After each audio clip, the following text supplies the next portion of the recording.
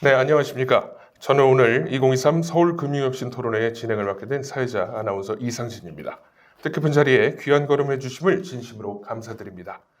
그럼 먼저 오늘 참석하신 분들을 소개해드리겠습니다. 귀하신 분들이 이번 2023 서울금융혁신 토론회에 참석해 주셨는데요. 한 분씩 소개해드릴 때마다 큰 박수로 환영해 주시기 바랍니다. 나무 ENR 김태선 대표님 발제자로 참석해 주셨습니다. 반갑습니다. 김태선입니다. 기후변화센터 사무총장 김소희님 토론자로 참석해 주셨습니다. 반갑습니다. 그린피스 전문위원 신지윤님 토론자로 참석해 주셨습니다. 예, 반갑습니다. 신지윤입니다. 네, 뉴스원 기후환경 전문기자 황덕현님 토론자로 참석해 주셨습니다. 안녕하십니까. 네, 참석해 주신 모든 분들께 다시 한번 감사의 말씀 전해드립니다. 서울국제금융오피스가 주최하는 서울금융혁신 토론회는 금융관계기관 및 금융 관련 전문가들의 금융정책에 대한 의견을 모으고 적절한 금융정책 수립을 위해 토론회장을 마련하여 금융환경 개선과 서울의 글로벌 금융 중심지로의 도약에 기여하고자 하여 개최되었습니다. 2023 서울금융혁신 토론회를 통해 서울을 국내외 경쟁 도시보다 더 나은 금융 환경을 갖춘 도시로 만들기 위한 전략적 대응 방안을 탐구하고 글로벌 금융 환경 변화에 대한 관심을 촉구하며 국제 금융 도시로서의 변화를 위한 인사이트를 구축, 공동으로 문제를 확인하고 개선 방안을 논의하여 협력 네트워크를 만들고자 합니다. 이번 토론회를 통해 더 나은 금융 환경을 갖춘 국제 금융 도시로서의 변화를 기원하는 목적의 토론회인 만큼 문제를 비판하기보다 개선 방안을 논의하고 발전 방향에 초점을 맞춘 2023 서울금융혁신 토론회가 되기를 바랍니다. 본격적으로 토론회를 진행해 보도록 하겠습니다.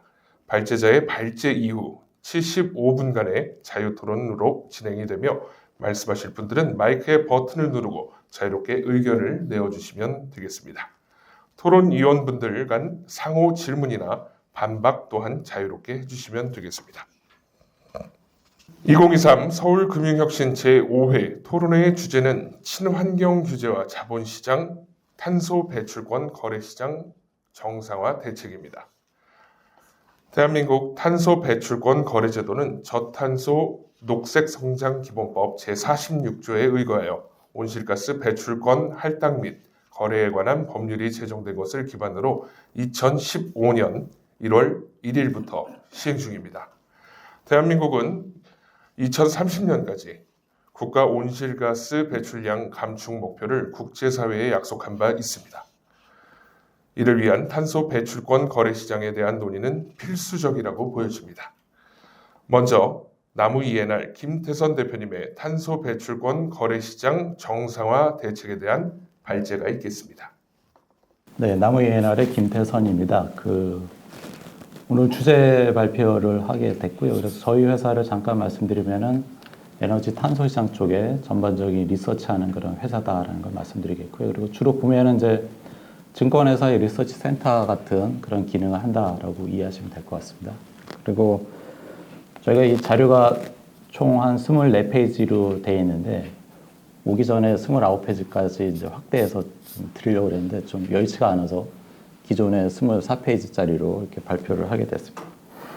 아시다시피 대한민국 탄소 배출권 시장은 2015년 1월 12일 날 개장을 했고요. 그래서 내일 모레가 되게 되면 얼추 10년이 되는 그런 시간이 흘렀습니다. 그래서 10년이 되면 어느 정도 시장이 좀 성숙이 돼야 되는 그런 상황인데, 뭐 제도적으로 여러 가지 그 문제점도 있고 운영을 하다 보면은 시장 실패에 대한 얘기들도 있고 그러다 보니까 이제 우여곡절 속에 여기까지 왔습니다. 그래서 저희는 뭐 2007년도부터 유럽의 ETS 시장 쪽을 계속 봐왔기 때문에 그쪽 시장을 많이 벤치마킹했죠. 그래서 선진화된 시장이 EU ETS이기 때문에 과연 어느 정도 대한민국하고 괴리가 있는지 그런 것들을 면밀히 보고 있습니다. 그래서 결론부터 말씀드리면 상당한 괴리가 있고, 그래서 10년 차에 접어들었는데 글로벌 스탠다드 폼에는 아직까지 간극이 상당히 크다라는 걸 미리 말씀드리겠습니다.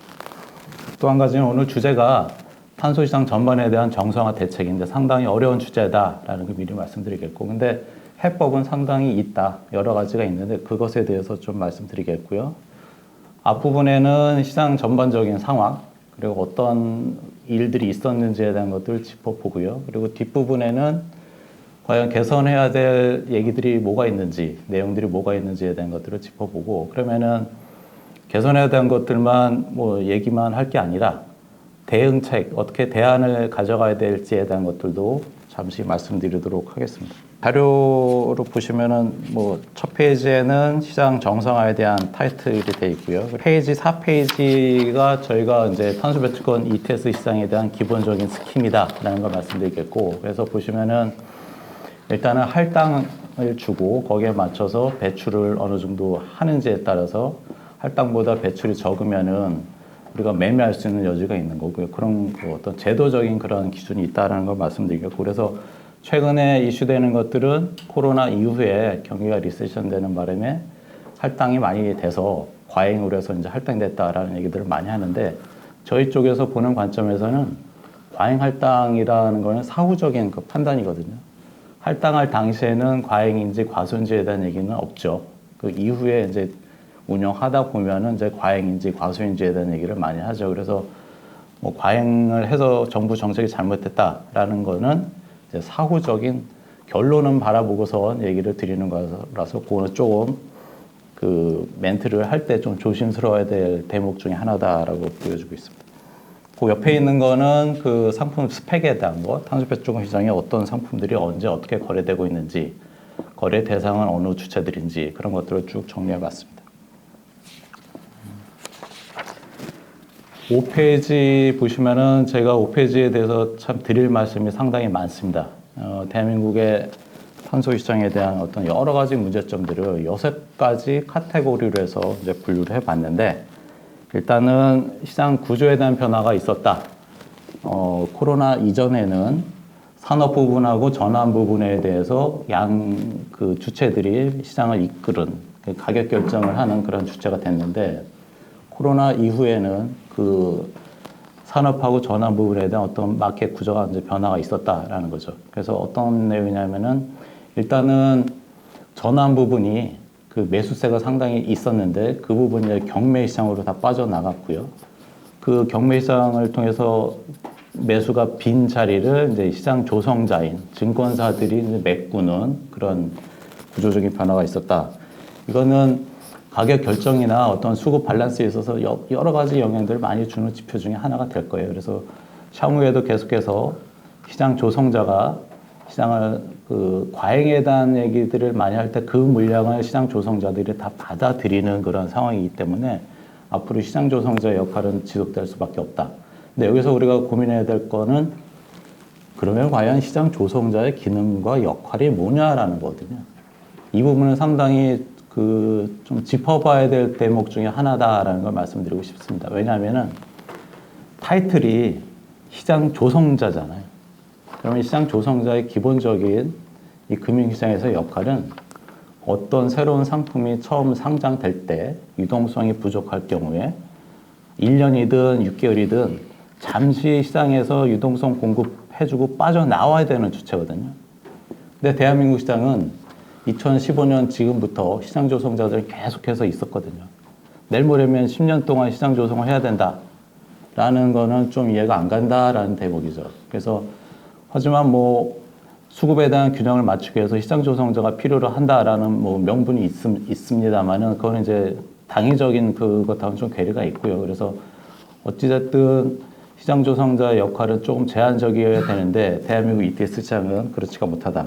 이거는 다시 또 표현하면 마켓의 스트럭처, 마켓 플레이어에 대한 어떤 구성이 잘못됐다라는 것들을 반증하는 대목 중에 하나다라는 걸 말씀드리고 싶습니다. 두 번째, 그 유동성에 대한 얘기를 말씀드리고 싶은데, 이거는 상당히 의미가 큰 대목입니다. 거래 할당량 전체에서 거래되는 양이 몇 %냐라는 것들을 이제 짚어봤는데요. 대한민국은 평균적으로 5.8%입니다. 100개를 할당하게 되면은 그 중에 5.8개만큼만 거래가 되는.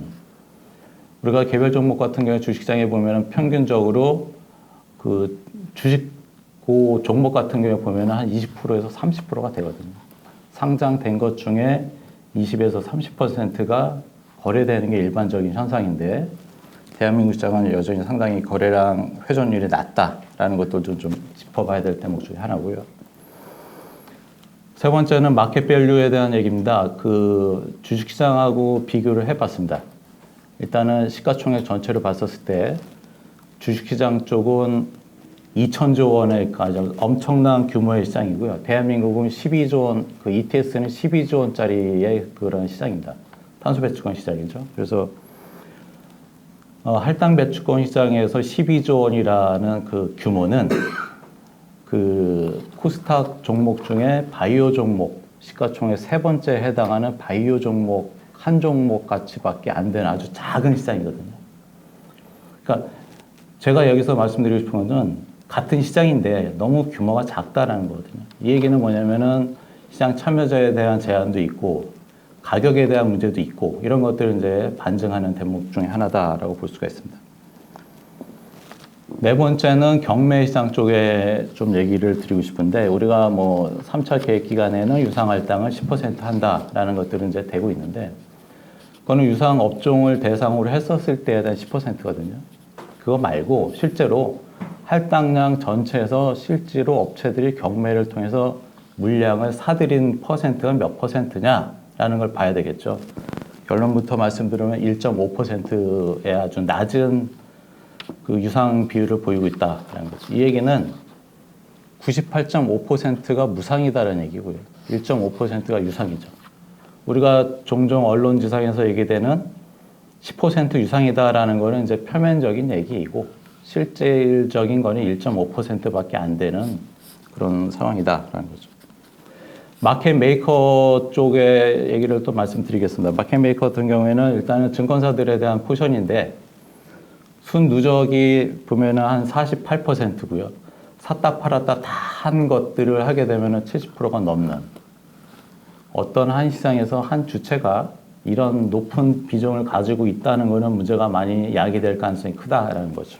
그래서 뭐 주식시장 같은 경우에도 외국인 포션이 높은데 그것보다 더 심각한 그런 상황이거든요. 그래서 뭐 초반이기 때문에 증권사들에 대한 포션을 늘릴 수밖에 없는 그런 상황을 이해하지만은 길게 봐서는 이런 것도 또 문제가 되지 않을까라는 생각입니다. 마지막으로 저희가 그동안 쭉 시장 운영하면서 쭉 지켜보았던 것 중에 하나는 제일 뭐 5가지 말씀드렸지만은 이번 게 제일 의미가 좀 큰 얘기인 것 같아요. 정보에 있어서 비대칭성에 대한 것들이 심각하다라는 얘기거든요. 시장 참여자들이 시장에 참여할 때는 모든 정보 공개가 공평하게 누구나 다 알 수 있게끔 얘기를 해야 되는데 할당 포션이 큰 업종을 중심으로 정보가 제한적으로 공유가 된다. 그 나머지 적은 포션인 업종 같은 경우에는 뭐 어떻게 돌아가는지에 대한 정보 offset 접근이 상당히 제한적이다라는 걸 말씀드리겠고요. 그래서 그리고 뭐 조금 나중에 제가 기회가 되면은 이 정보 비대칭성에 대한 얘기들을 좀 심도 있게 말씀 나눌 기회가 있었으면 좋겠습니다. 특히 장외시장에 대한 거나 그리고 KOC 인증량에 대한 것들 이런 것들은 이제 공표가 제대로 안 되고 있다. 인증위원회는 열심히 열리는 것 같은데 거기서 논의된 것에 대해서는 접근이 안 되고 있습니다. 그래서 저희 회사 같은 경우에는 리서치 할 때 장외 쪽에 대한 포션도 상당히 큰데 그 부분에 있어서 정보가 전혀 없어요. 특히 수급에 영향을 가장 많이 미치는 그 KOC 시장 같은 경우에는 그 민감하거든요. 발행량이 이번 달에 얼마 됐고 인증위원회에서 몇 개 그 KOC를 인증해 줬는지 이런 디테일한 그런 숫자들은 접근이 안 된다라는 것도 개선해야 될 중에 요인 중에 하나다는 거죠. 다음 페이지 6페이지에는 지난 9월 20일인가요? 그때 뭐 환경부에서 발표한 시장 안정화 대책뿐만 아니라 뭐 개선 방안 이런 것들을 해서 자료를 발표한 내용입니다. 그래서 거기는 그대로 캡처를 떴는데 참여자 확대 이거는 상당히 진지하게 했었어야 될 일 중에 하나다. 근데 저희 쪽에서 바라볼 때는 금융기관도 중요하지만 마켓이 제대로 돌아가려면 어쨌든 개인 투자자들이 들어야 된다라는 것들을 생각할 수가 있습니다. 그래서 확대하는 거 하게 되면 빠르게 대폭적으로 개인 플러스 기관 투자자 플러스 금융기관 다 들어오게 올 수 있게끔 뭐 2024년도부터 좀 빨리 좀 뭐 조치를 취하는 게 어떨까라는 생각이고요.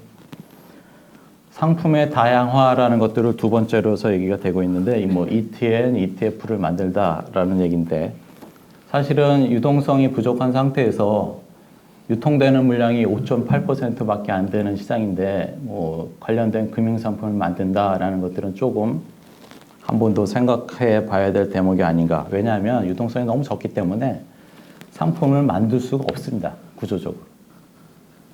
사실 개인 투자자가 ETN을 사게 되면 그 자금 가지고 운영사들이 시장에서 사들여야 되는데 아무도 안 파는데 그 탄소배출권 KEU를 살 수가 없거든요. 그러면 이 상품을 만들 수가 없다는 얘기거든요. 그렇기 때문에 유동성에 대한 것들이 개선이 되지 않는 한 이런 것들은 조금 공연불에 불과한 내용이다. 세 번째, 시장 안정화 조치에 대한 거. 2월 제한 뭐 완화, 뭐 시장 조치 개선. 제가 2013년도부터 이쪽 시장에 그 상품 디자인을 조금 그 관련을 했습니다. 그래서 그때부터 만들 때 상장되기 전에부터 뭐 개선해야 될 것들, 시장 안정화 조치를 어떻게 해야 된다 이런 얘기들 쭉 해왔고 10년이 돼가는 지금 시점에서 계속 이런 얘기들은 늘 있었던 일 중에 하나입니다. 뭐 새로운 게 전혀 없습니다.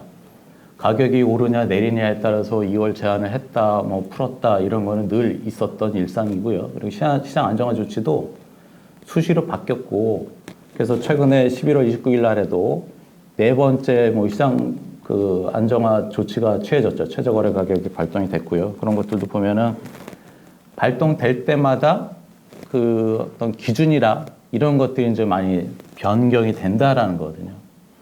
그러니까 정책의 일관성이 있어야 될 아주 중요한 그런 시장인데 그런 것들이 이제 들쭉날쭉한 그런 문제점이 있다라는 거 말씀드리겠고요.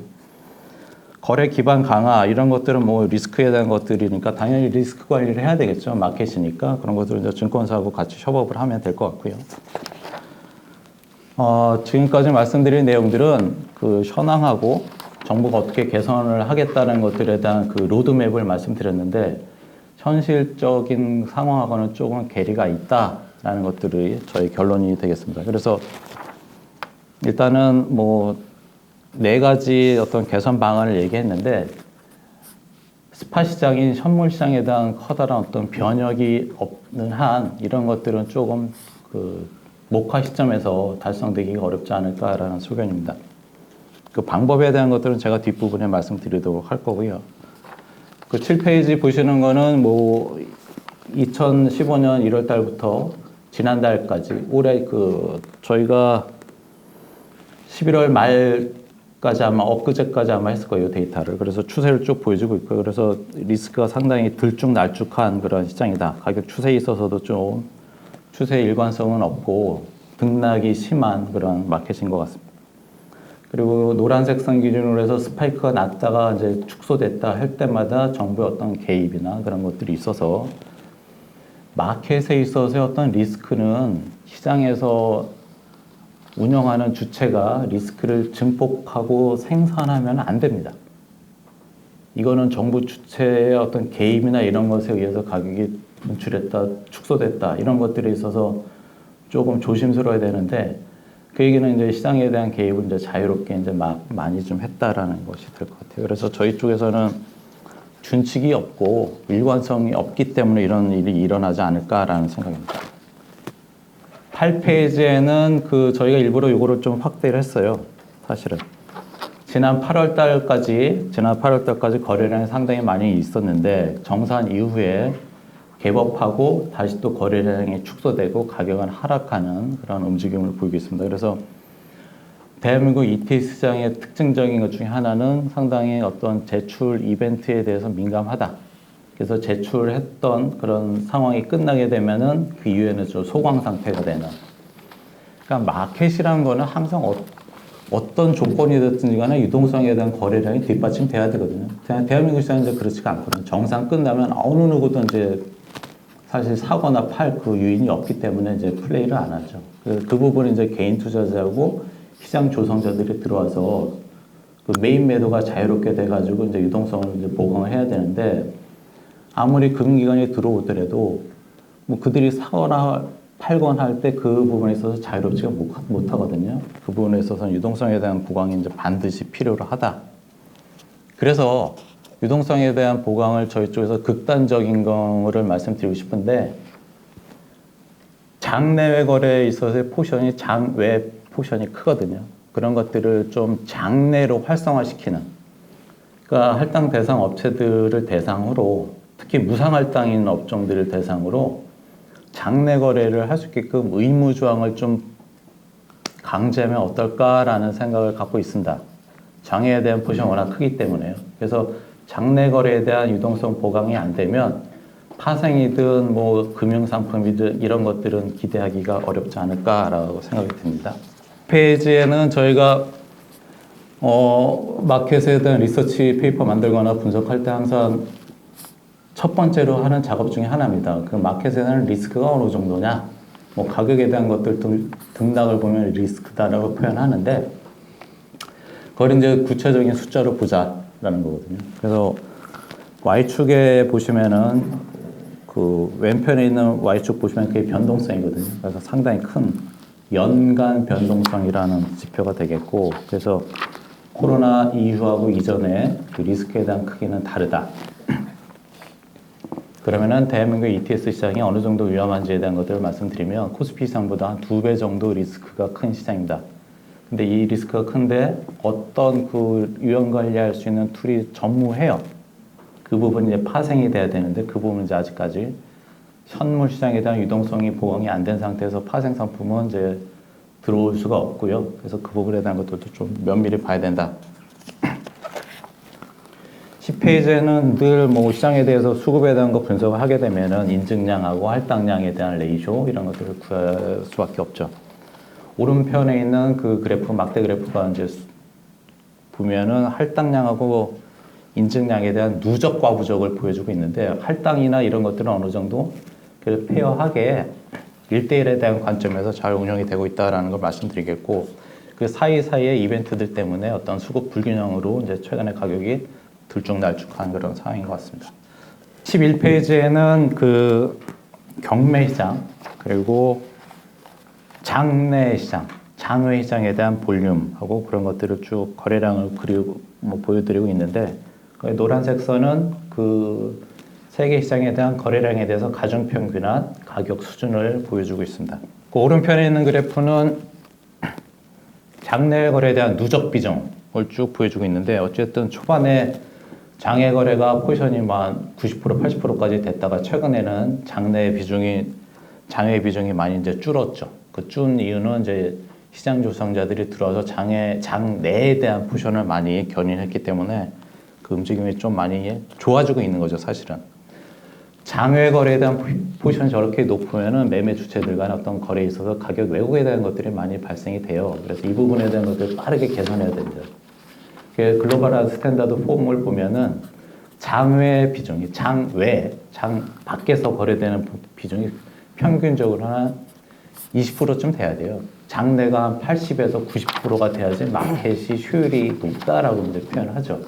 근데 지금 대한민국 같은 경우 이렇게 아직까지도 개선해야 될 여지는 많은데 비정상적인 것이다 라는 것들을 말씀드리고 싶고요. 시가총액에 대한 것들 12페이지에서는 보여주고 있고, 여기서 거래량하고 그러니까 할당량 곱하기 가격이거든요. 그거 하게 되면은 뭐 평균적으로 개장 이후에 평균적으로 한 12조 원의 마켓 밸류를 갖고 있다라는 게 대한민국 ETS 시장이 되겠고요.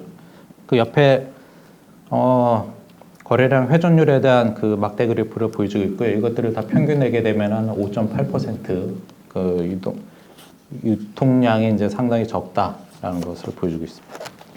13페이지에는 그 투자자별 매매 동향을 보여주고 있습니다. 이 부분도 저희가 상당히 안타까운데, 뭐냐면은 제가 그 대한민국 ETS 시장이 만들어졌을 때 처음에 일성으로 얘기된 게 거래소에서 어떤 정보를 공개해 줄 거냐라는 얘기를 저희가 논의를 한번 했었어요. 그때 얘기됐던 것 중에 하나가 뭐 증권회사나 이런 증권 쪽에다 보면 이제 투자자별 매매 동향, 누가 샀는지 팔았는지 이런 것들을 저희 쪽에서는 강하게 요구를 했거든요. 개장할 때. 근데 그것들이 이제 안 받아들여졌고 우여곡절 끝에 어쨌든 계속 얘기가 됐었고 그래서 최근에 2022년 8월 달에 처음 공개를 했어요. 거래소에서.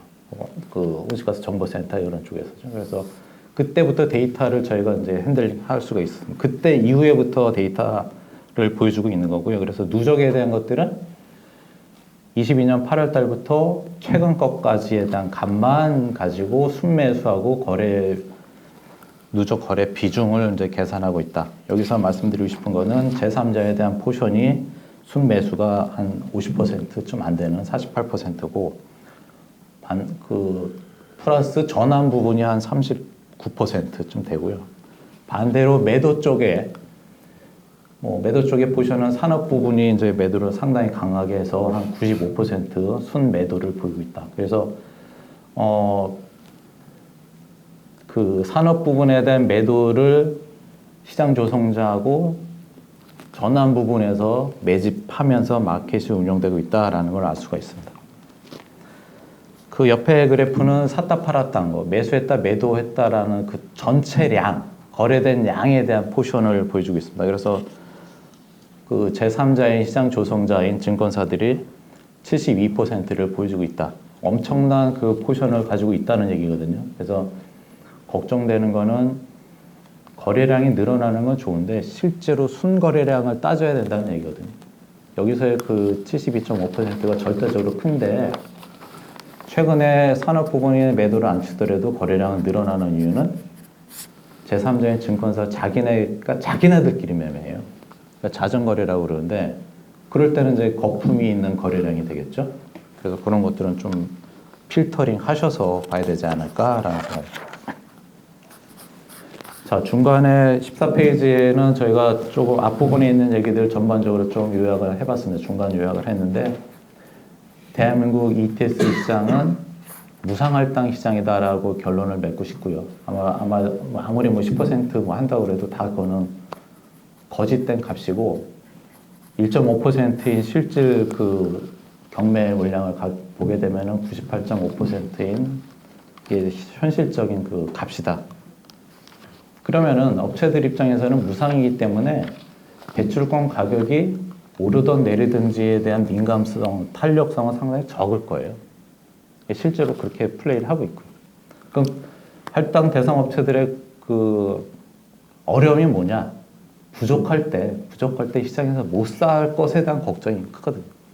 그렇기 때문에 무상이고 가격은 그렇게 민감하지 않고 모자랄 때 배출권을 못 사서 벌금을 낼 것에 대한 리스크를 관리해야 되는 그런 입장이거든요. 그 얘기는 결국은 배출권은 시장에 아무도 안 팔겠다는 얘기거든요. 그래서 강제된 게 2월 제한 조치를 이제 중간에 나왔던 얘기고, 그렇죠. 사실 본질은 지금도 2월 제한 조치가 있지만은 업체들의 기본 스탠스는 최대한 넘기자거든요. 2월 제한에 거기에 딱 그 버짓에 딱 맞추고 나머지는 무조건 넘기자예요. 2월 극대화의 포지션이거든요.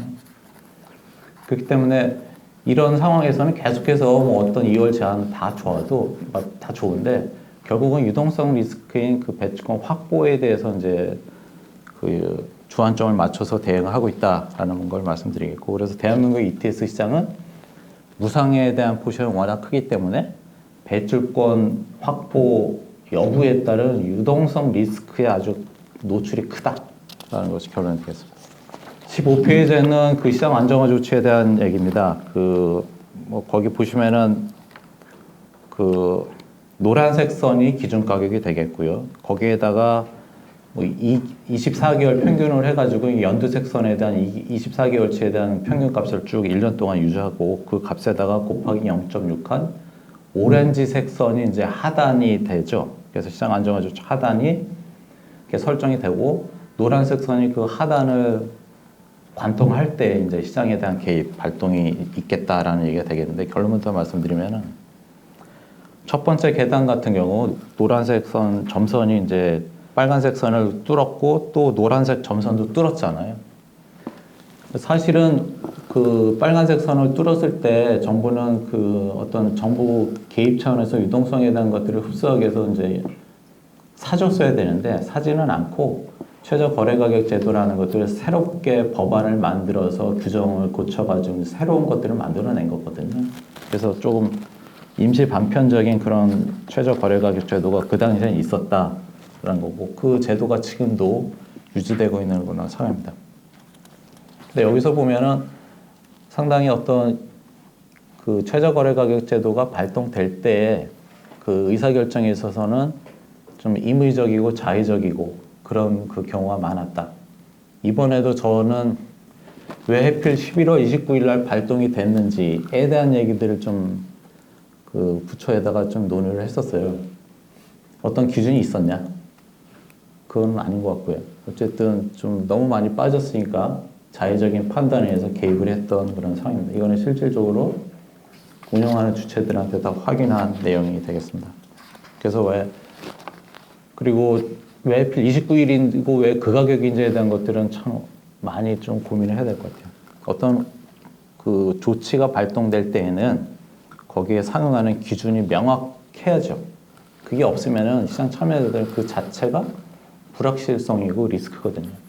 준칙이 없이 했다는 얘기가 되겠죠. 16페이지에는 경매시장 쪽에 대한 수급 상황이고, 어쨌든 결론부터 말씀드리면 코로나 이전에는 수요 우위였고 경매시장도, 코로나 이후에는 공급 우위였기 때문에 가격에 대해서 이제 등락폭이 컸다. 그래서 최근에 좀 관찰해야 될 대목 중에 하나는 너무나 많이 남아도니까 현물 시장에서 경매 며칠 전에 현물 시장에 대한 가격을 매도를 많이 쳐서 끌어내리고, 며칠 후에 경매 시장에 그 싸게 반영이 되거든요. 현물 가격이. 그 다음에 그러면은 싸게 이제 경매 시장에서 그 물량을 흡수하는 그런 매매도 있었다라는 것들을 추적해 볼 수가 있습니다. 17페이지는 저희가 그 2019년 1월 달부터 최근까지 경매 시장에 대해서 수급에 대한 것들을 쭉 뭐 그래프로 이제 보여주고 있습니다. 어쨌든 코로나 이후에는 발전 전환 부분에 뭐 그 부분이 좀 많이 남아돌아서, 할당권이 많이 남아돌아서 이제 그 경매 시장을 통해서 강하게 매집하는 그 힘은 이제 많이 약화가 돼 있다. 그래서 매수세가 많이 줄었다. 18페이지에는 저희가 이거는 따로 저희 회사만 갖고 있는 그 지표 중에 하나인데, 발전 회사들의 입장에서 탄소 시장에 대해서 어떻게 보는지에 대한 것들을 간단히 이제 말씀드릴게요. 대체로 보면 유럽 같은 경우에는 전력 시장에서 이 포지션이 워낙 크기 때문에 그들이 보는 마켓에 대한 투자 지표들이 있습니다. 그 중에 대표적인 이제 클라이밋 스프레드, 뭐 크린 다크 스프레드 이런 것들이 있는데, 여기서 크린 다크 스프레드에 대한 개념은 전력 가격 빼기, 다크가 이제 어둡잖아요. 그래서 석탄으로 보시면 돼요. 전력 가격 빼기, 석탄 가격 빼기, 탄소 배출권 가격, 이 플러스냐, 그렇게 정해 내리고요. 그래서 플러스가 되면은 석탄 발전을 하고 탄소 비용까지도 커버함에도 불구하고 전력 판매한 가격이 이익이 난다라는 얘기가 되겠고, 그 밑에 있는 크린 스파크 스프레드는 전력 가격 빼기, 가스 가격 빼기, 탄소 배출권이거든요.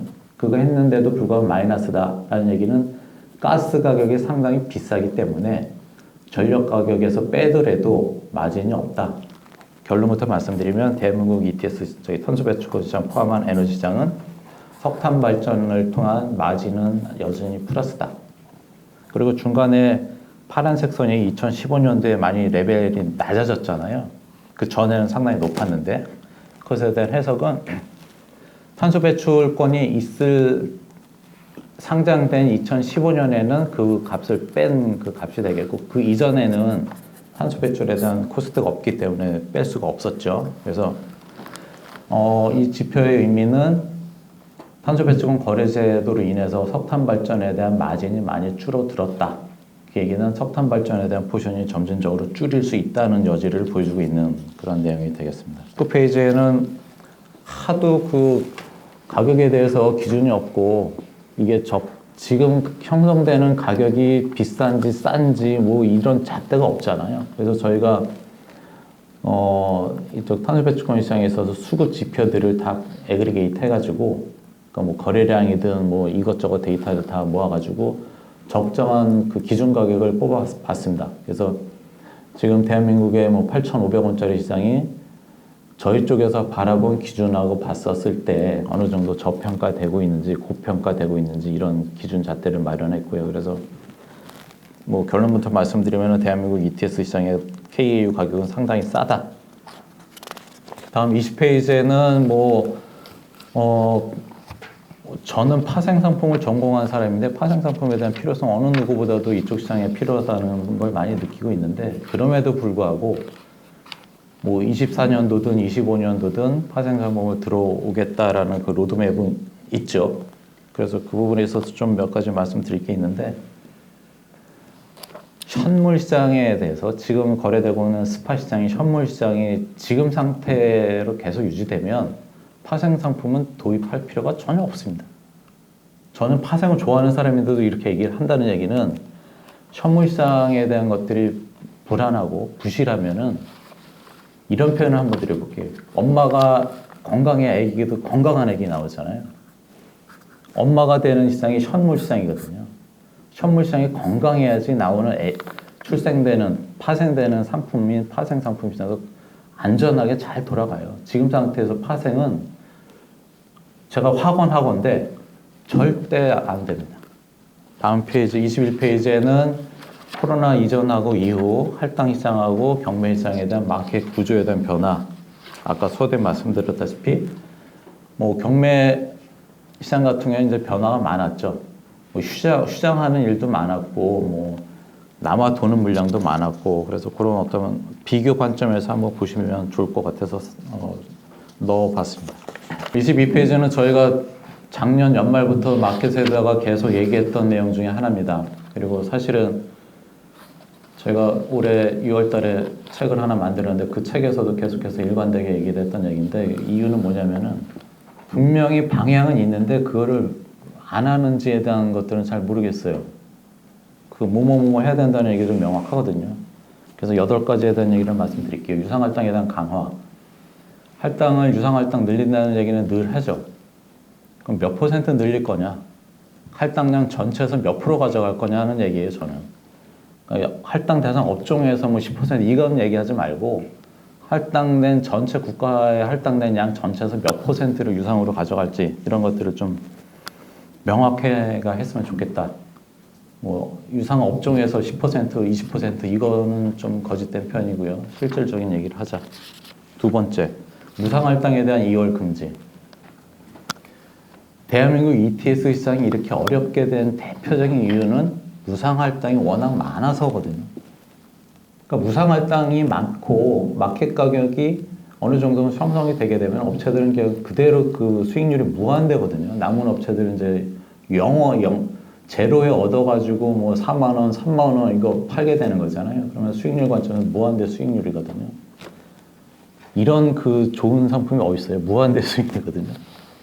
그러니까 어떤 시장에 있어서 재화에 대해서 비용이 지불되는 게 없이 운영되는 시장은 무너지게 될 수밖에 없어요.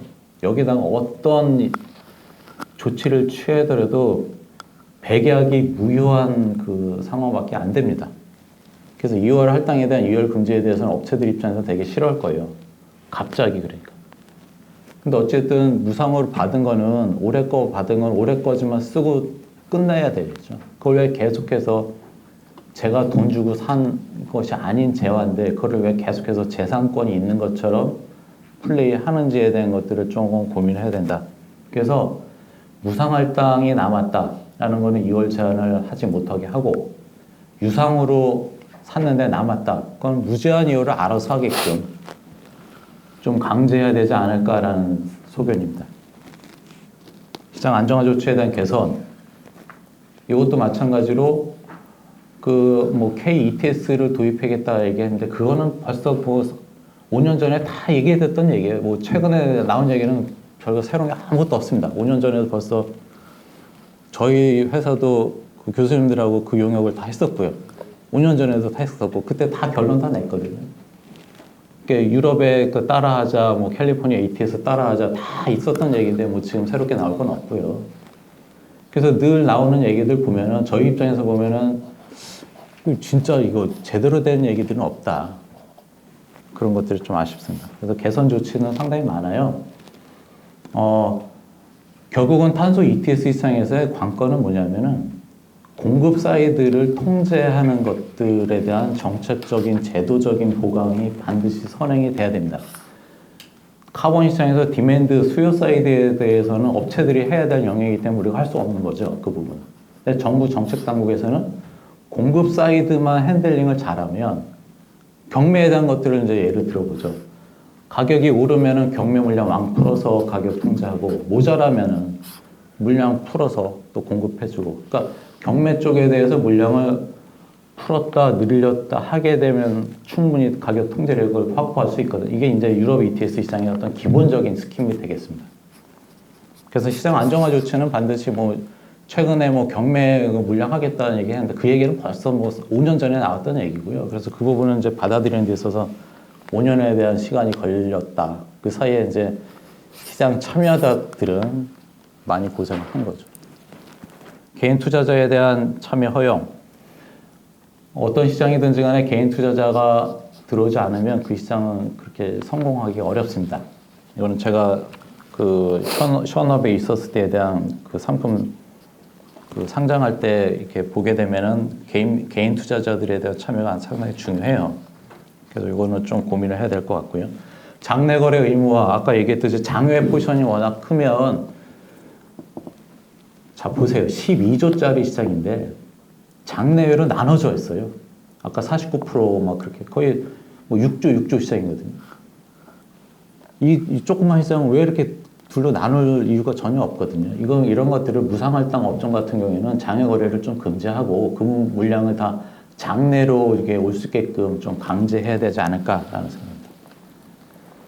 경매 시장에 대한 제도 개선, 이것도 마찬가지입니다. 그 낙찰 가격에 대한 거는 발표하는데 그 실질적으로 낙찰 가격 산정하는 데 있어서는 공개를 안 하고 있습니다. 어떤 기준에 의해서 이제 하는지에 대한 것들이 공개가 안 되고 있고, 또 한 가지는 그 최고 응찰가, 최저 응찰가 그 할 때 그 가격에 대해서는 리미테이션 제한이 없어요. 현물 시장이 만약에 뭐 2만 원이다. 2만 원인데 현물 시장이. 제가 그 다음날 경매 시장에 들어갈 때 꼭 그 경매를 받고 싶어요. 그러면 난 10만 원을 써내도 돼요. 무조건 그 물량을 가져가고 싶으면 가격을 높은 순서대로 써낸 사람부터 이제 기준이 되거든요. 그렇기 때문에 가격이 높게 써내는데, 보면은 어느 때 보면은 최고 공찰가는 아마 5만 원 써내고 마켓 가격은 2만 원짜리예요. 그게 높게 써낸단 말이죠. 그러면 그 그래프 보게 되면은 3만 원에 캔들 차트가 그려져요. 그 공포죠. 야, 이거 5만 원도 갈 수 있겠다는 착각을 일으킬 수가 있습니다. 그 부분도 좀 개선해야 될 것 같고요. 그리고 9번째, 비대칭성에 대한 얘기는 제가 이거는 너무나 심각하기 때문에 표현드릴 게 너무나 많아요. 디테일한 얘기들도 많은데 이거 공식적인 자리라서 제가 좀 제한적으로 말씀드릴게요. 어쨌든 마켓을 운영하는 주체가 정보 비대칭성을 생산하거나 하면 절대 안 됩니다.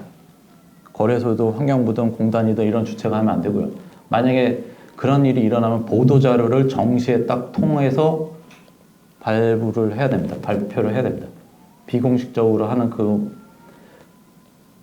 행동들을 더 이상 하면 안 됩니다. 이거는 심각하기 때문에 말씀드리겠고, 만약에 탄소 배출권 시장이 더 디벨롭 돼가지고 개인 투자자 들어오고 파생 들어오고 막 이런 거 들어오고 뭐 외국인 들어오고 막 했었을 때 지금과 같은 그런 정보에 대해서 애티튜드를 보이게 되면 이거는 분명히 소송감입니다.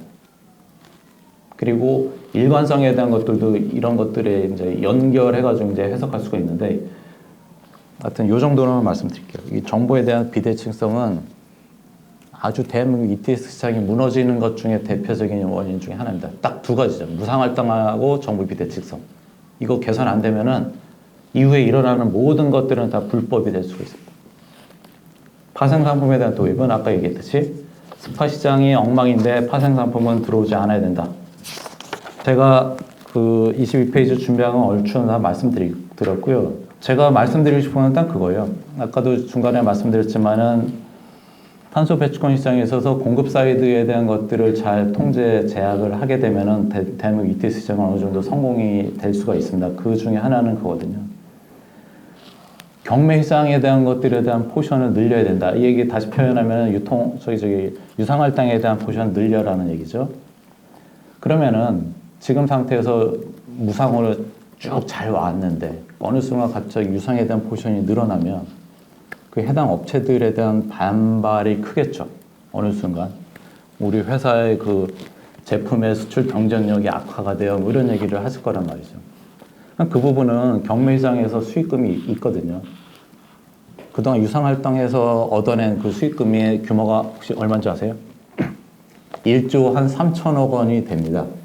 그 물량을 유상 포션이 큰 업종에다가 좀 지원해 주는 거죠. 그래서 조금 그 반발이라고 그럴까요? 그런 것들을 조금 그 유상 수익금을 통해서 이제 조금 지원해 주는 것도 또 필요로 하지 않을까라는 생각. 이상으로 제가 준비한 발표는 마치겠습니다. 고맙습니다. 네, 감사합니다. 남부 ENR 김태선 대표님의 발제 잘 들었습니다. 대표님께서는 탄소 배출권 거래제도에 대한 설명을 시작으로 참여자 확대, 상품 다양화, 시장 안정화, 거래 기반 강화와 같은 탄소 배출권 제도의 시행 계획에 대해 말씀해 주셨고요. 또한 다양한 탄소 배출권 시장 지표를 활용해 탄소 배출권 시장 현황을 설명해 주셨으며 오늘 주제와 관련된 탄소 배출권 거래 시장 정상화 방안에 대한 말씀으로 마무리를 해주셨습니다. 오늘 주제에 대해 토론위원님들이 각자 준비하신 말씀들이 있으실 거라고 생각이 됩니다. 그 전에 우리 김태선 대표님 발제에 대해서 간략하게 말씀 나누는 시간 갖도록 하겠습니다. 네, 반갑습니다. 저는 기후변화센터에서 왔고요. 저희는 이제 NGO다 보니까 정부에 조금 할 얘기 다 하는데 특히 배출권 거래제 관련해서는 좀 지속적으로 환경부에 얘기를 했던 기관이기도 합니다. 그래서 환경부가 저희를 좋아하진 않습니다. 그래서 그런 차원에서 오늘 김태선 대표님께서 말씀 주셨던 그 8가지 대책에 대해서는 저는 전반적으로 다 공유합니다. 동의하고 저만큼 시원하게 말씀 주셔서 너무 반갑고요. 특히 이제 심각한 정보 비대칭 개선 이 부분은 저희가 여러 차례 정보 공개 요청을 하고 이런 부분들이 이제 그 시장 플레이어들이 다 같이 다 같이 공유를 해야 된다라는 그런 정보들을 제시함에도 불구하고 안 되는 경우가 여지까지 안 되는 경우가 되게 많았거든요. 그리고 모든 정보들에 대해서 이제 이게 이제 그 기업의 그 영업에 이제 비밀에 방해를 줄 수 있다, 피해를 줄 수 있다 이런 이유 하에 안 되는 정보들이 너무 많아가지고 근데 이제 우선은 이제 이러한 사항들이 발생을 한 게 제가 이제 2015년 이제 배출권 거래제 시작하면서 그동안 이제 환경부 관계자들이 셀 수 없이 바뀌었죠. 네. 이 배출권 거래제라는 게 지속적으로 쭉 봐야지만 알 수 있는 부분이고 시장 분석하시는 분들도 계속 오랫동안 봐야 되는 부분인데 잠깐 거쳐가는 분들이 잠깐 그 당시에 자문했던 사람들의 의견을 바탕으로 자문을 바탕으로 잘못된 판단이 정책에 반영돼서 아까 말씀 주셨던 그런 시장 개입들이 한 번씩 일어날 때마다 저희 배출권 시장이 그냥 가격으로 그냥 거의 플럭추에이션을 보여줬던 그런 까닭이기 때문에 실제로 이거를 운영할 수 있는 그 담당자들의 저는 역량도 부족하다고 보고 있습니다. 네, 그래서 이런 역량을 어떻게 쭉 가져갈 수 있을지 그래서 실제로 이걸 담당하는 것들이 어렵다라는 거를 환경부 내에서도 잘 알고 있고 이거를 1년 공부해서 되지 않는다라는 것도 알고 있기 때문에 이런 부분들을 개선하는 노력도 정부 차원에서는 좀 필요하다고 보고 실제로 이 사항을 쭉 지켜볼 수 있는 바뀌지 않은 그런 전문가 형태의 그런 담당자들이 있어야지만 이 시장을 읽을 줄 알고 그리고 시장을 이해할 줄 알고 그렇게 대처할 수 있을 것 같습니다. 그러니까 그 시장 활성화 관련된 이제 안정화 관련된 이제 물량이나 이런 것들에 대해서도 환경부는 일단 두려워합니다. 네, 뭐가 많이 들어오고 이게 시장에서 어떻게 약간 잘못되면 어떡하지? 이런 걱정이 앞서기 때문에 시장이 어떻게 굴러가는지에 대한 이해부터 시작을 해야 된다라고 저는 생각하고 일단 이 배출권 거래제를 마켓 메커니즘으로 보지 않고 규제 시장으로 본다는 그 시각부터 조금 바뀌지 않는다면 이게 원래의 목적대로 시장 메커니즘을 굴러가기는 너무 어려울 것 같다는 그런 생각이 듭니다. 다음으로 신지훈 전문위원님의 발언 주실 순서 드리겠습니다. 예, 글로벌 환경단체 그래서 그 전문위원을 일하고 있습니다. 근데 저희는 이제 여러 가지 캠페인을 하지만 기후변화 관련해서 재생에너지 중심의 에너지 전환 부분을 상당히 강조하고 있고요. 저도 이제 그런 쪽에서 리서치 활동이나 이제 캠페인 전략 수립에 관련된 일을 하고 있는데 탄소 배출권 제도를 저희가 상당히 중요하게 보고 있습니다. 여러 가지 의미를 찾을 수 있겠지만 두 가지 정도 생각해 보면은 결국은 기후변화 대응을 위한 금융의 역할, 재원 마련 이런 측면에서 탄소 프라이싱이 제대로 되어야 되고 그런 기능에 있어서 탄소 배출권 제도가 역할을 해야 된다는 부분이 있는데 그게 제대로 못 되고 있다는 측면이 상당히 안타깝다 우리나라 현실 하나가 있고요. 두 번째 의미로는 일단 아까 잠깐 다크 스프레드 말씀해 주셨지만 탄소 배출권 제도와 전력 시장의 연계 궁극적으로는 에너지 전환 관련해 갖고 전력 시장이 변해야 되는데 전력을 사고파는 데 있어서 가격 형성하는 데 있어서 지금도 명목적으로는 들어가 있지만 연량 단가라는 부분에 아주 일부분 궁극적으로 탄소의 가격을 어떻게 전력 가격에 반영을 하고 그걸 어떻게 소비자한테 반영시킬 것이냐 라는 문제 역시 이 부분에 출발하기 때문에 매우 중요하다고 생각하고 있는데 역시 미비하다 두 가지 측면에서 아쉬움을 갖고 있습니다. 오늘 이제 이 대표님 말씀을 너무 잘 들었고요. 이제 모두의 어렵다라고 말씀하셨는데 꽤 어렵습니다. 사실 내용이. 저 같은 경우는 어떻게 하다 보면 말씀을 드려야 될 것 같은데 이제 저도 이제 증권회사 리서치 센터에서 일을 오래 했거든요. 올해 이제 그린피스에 온 사람인데 시장을 어느 정도 알고 그리고 지금 기후 관련된 쪽에 정부 정책 관련된 부분도 이해를 하지만 이렇게 세미나를 듣고 오늘 얘기 들을 때 또 새로운 내용을 많이 접하게 돼요. 그래서 고개를 많이 끄덕였는데 일단은 그 말씀 주신 마지막 페이지에 8가지 제안에 대해서 저도 김소희 사무총장님과 마찬가지로 다 동의하는 바이고요.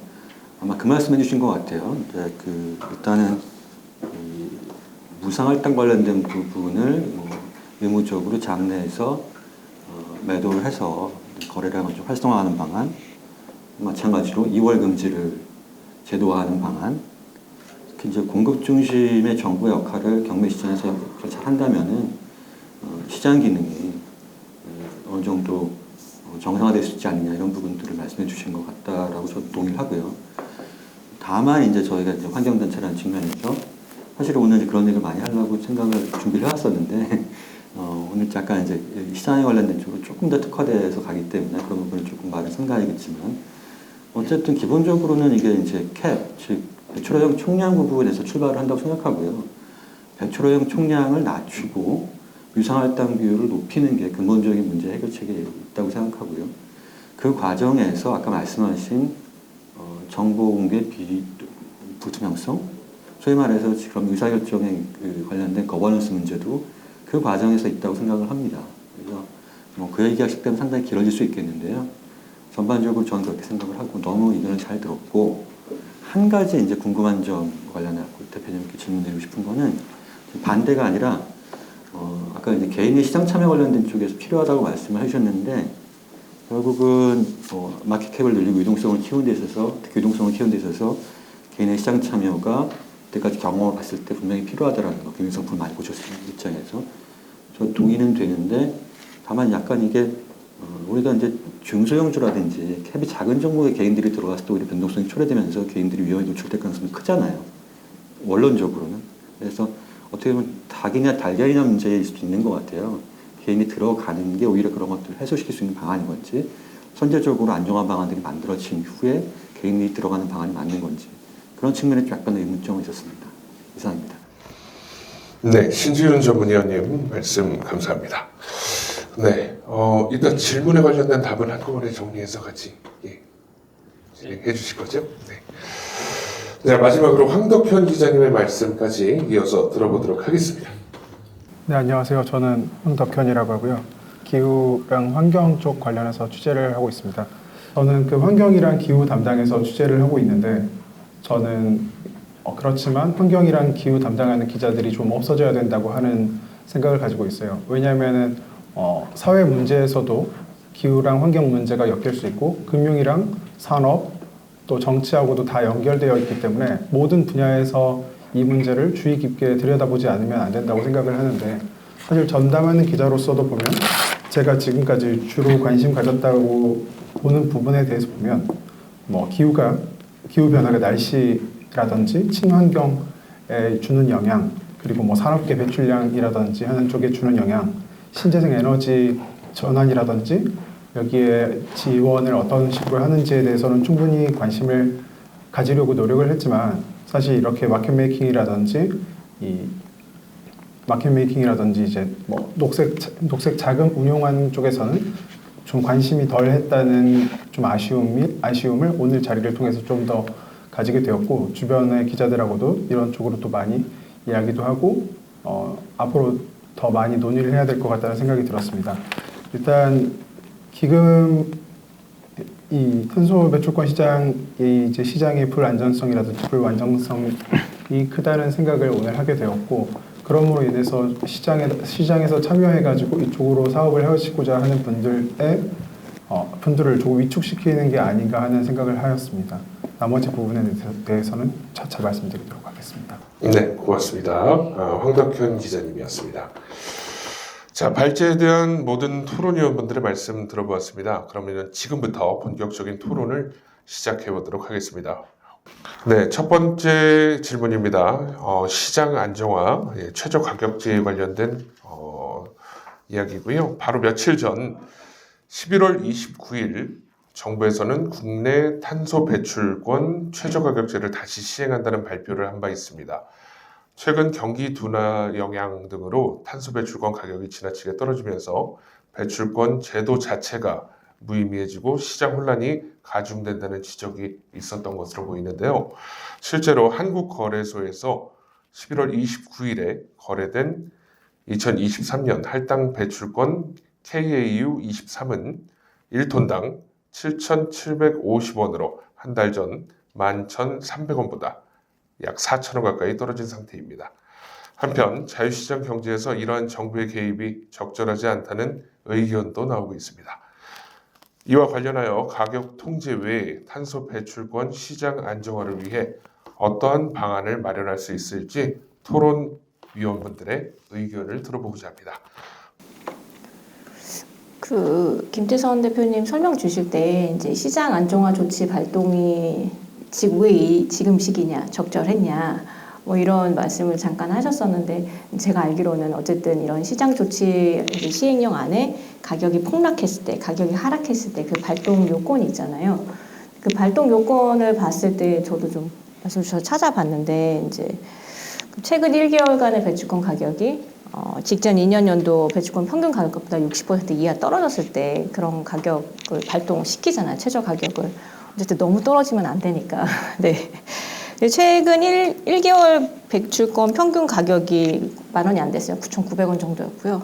직전 2년 평균가의 60% 이하가 12,000원이니까 아까 말씀 주셨던 것처럼 7,000원이면 저는 발동을 더 빨리 했어야 되는 거 아니냐 그런 생각이 좀 드는 거거든요. 그래서 혹시 이런 시기상에 진짜 이제 선택을 좀 늦게 한 건지 아니면 뭔가 진짜 예전처럼 정부가 개입을 좀 여러 차례 했었거든요. 네. 얼마에 사라 이런 식으로 해서 가격을 떨어뜨리고 이런 개입을 했던 것 같은 그런 게 좀 있었는지 그게 살짝 궁금하고요. 네. 실제로 지금의 배출권 가격이 낮은 건 정말 복합적인 요인이 있거든요. 코로나 겪으면서 이제 그 기업들의 생산 활동량도 낮아졌고 실제로 낮아졌고 경기도 너무 안 좋았고 그런데 저희가 예전에 이제 3기 때 할당했던 양은 좀 많고 그러니까 남으니까 실제로 아까 보여주셨던 것처럼 산업체에서 이제 매도도 많았고 그걸로 또 돈을 버니까 또 그 욕도 지금 계속 듣고 있고 그런 상황이라서 저는 일단 사기가 되기 전까지 정부 입장에서는 이제 배출권 이제 할당량에 대한 변경은 없을 거라고 이제 시장의 안정화를 위해서 변경은 없을 거라고 얘기를 하고 있는 상황에서 저는 일면 동의합니다. 그 조치에 대해서는. 근데 이제 가격이 지금 너무 낮으니까 한국 시장을 바라보는 상황이 그닥 좋지 않거든요. 그러면 이 단기간에 2023년인가 2024년 사이에 가격을 좀 올릴 수 있는 방안이 뭐가 있을까? 그 부분도 좀 동시에 좀 궁금해서 대표님한테 여쭤보고 싶습니다. 아까 그 신 위원님이 말씀한 것도 답변. 네, 같이 답변 주시면 되겠고요.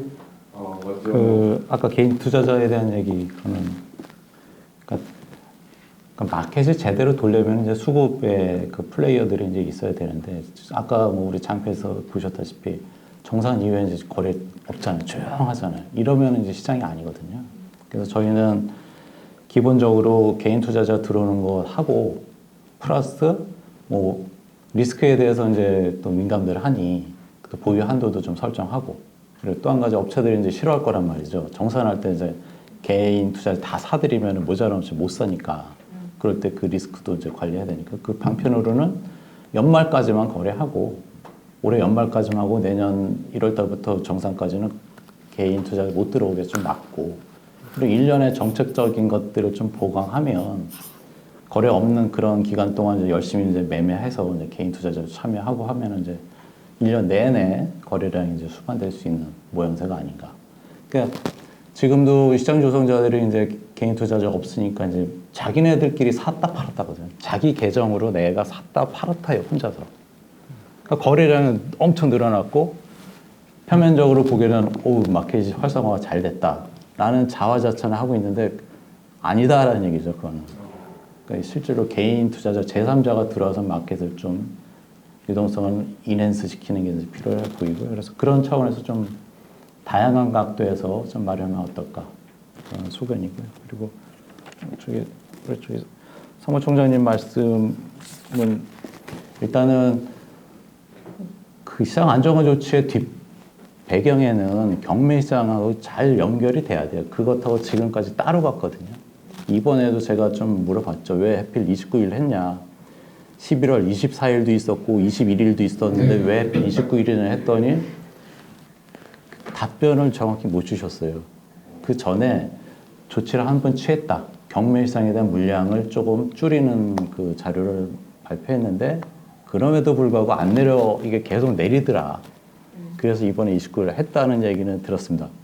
근데 그게 이제 이런 거거든요.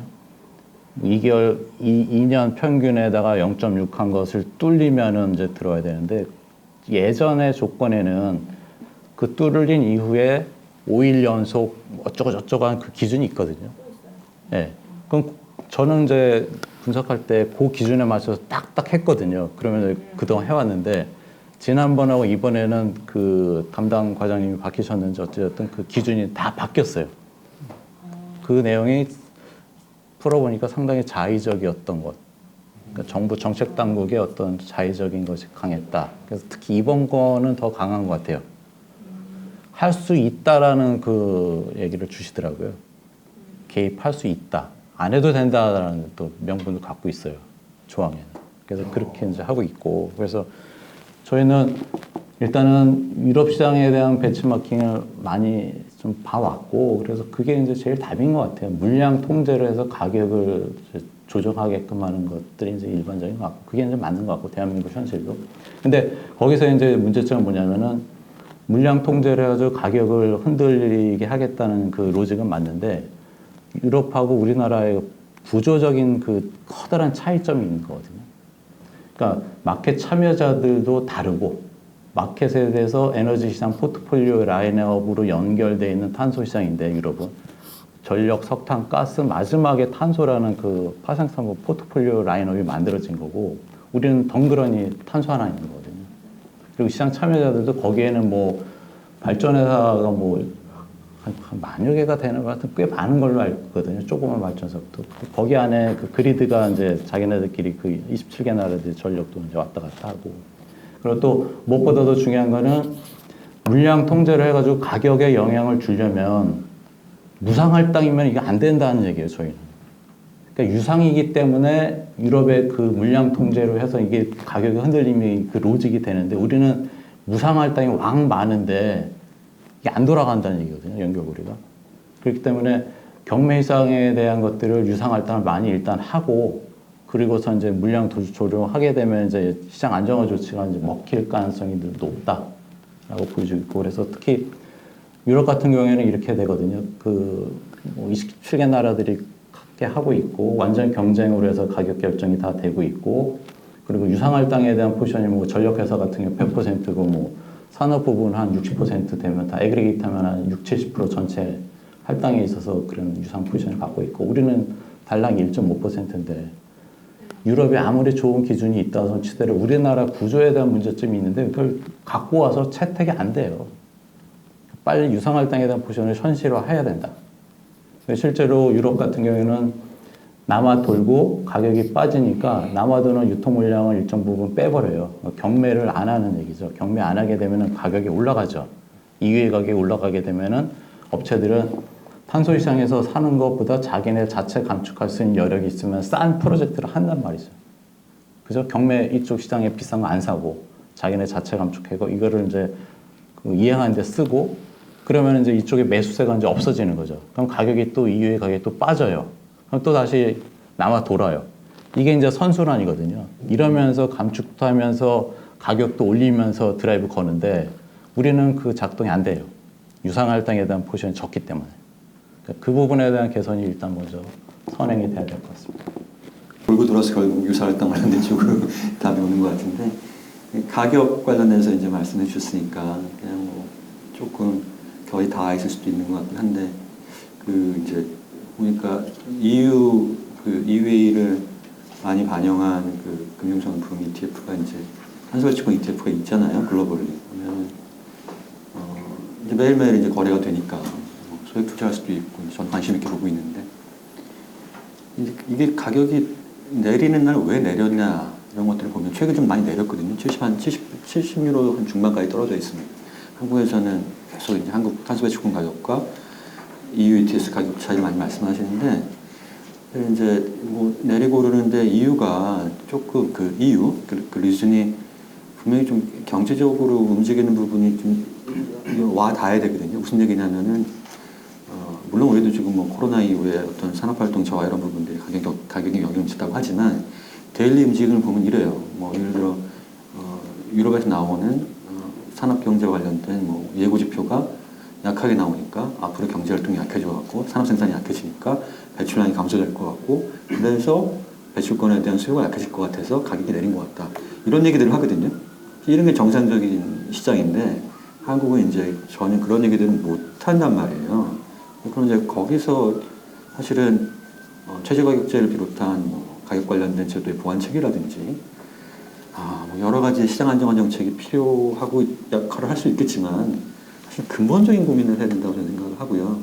자꾸 그 얘기만 좀 고소하는 것 같아요. 죄송하지만 어쨌든 태국과 유상할당 관련된 부분에서 해결책이 있지 않을까라고 생각을 하고 있습니다. 저는 그게 답인 것 같아요.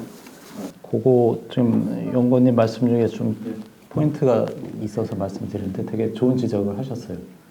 유럽의 탄소 배출권 가격이 어떻게 결정되냐라는 것에 대한 답변을 드리면, 유럽은 상당히 합리적으로 결정됩니다. 우리나라는 정부의 입김이 워낙 세고 뭐 그런 것들은 이제 있는데, 유럽은 에너지장 가격으로 보거든요. 그러니까 휴일 스위칭으로 이제 보는데, 러우 사태 터졌을 때 막 100유로 막 가고 막 그랬었죠. 그때 이제 대표적인 자극을 했던 에너지 가격이 천연가스 가격이거든요. 그러니까 휴일 스위칭 관점에서 보면은, 저는 유럽의 발전회사들이 전력을 생산할 때 이제 선호하는 에너지는 석탄하고 가스거든요. 그러니까 나라마다 뭐 원전이 있는 데 있고 뭐 다 다른데 27개 전체 평균을 내게 되면 여전히 발전회사 입장에서 이제 화석 쪽에 대한 포션이 높아요. 그래서 석탄하고 가스에 대한 가격이 민감하고, 그러니까 거기에 파생된 게 탄소잖아요. 그래서 그 당시에도 천연가스 가격이 이제 분출하니까 발전회사 입장에서 천연가스를 사서 파워를 이제 생산하는 것보다는 오히려 석탄에 대한 가격 메리트가 더 있죠.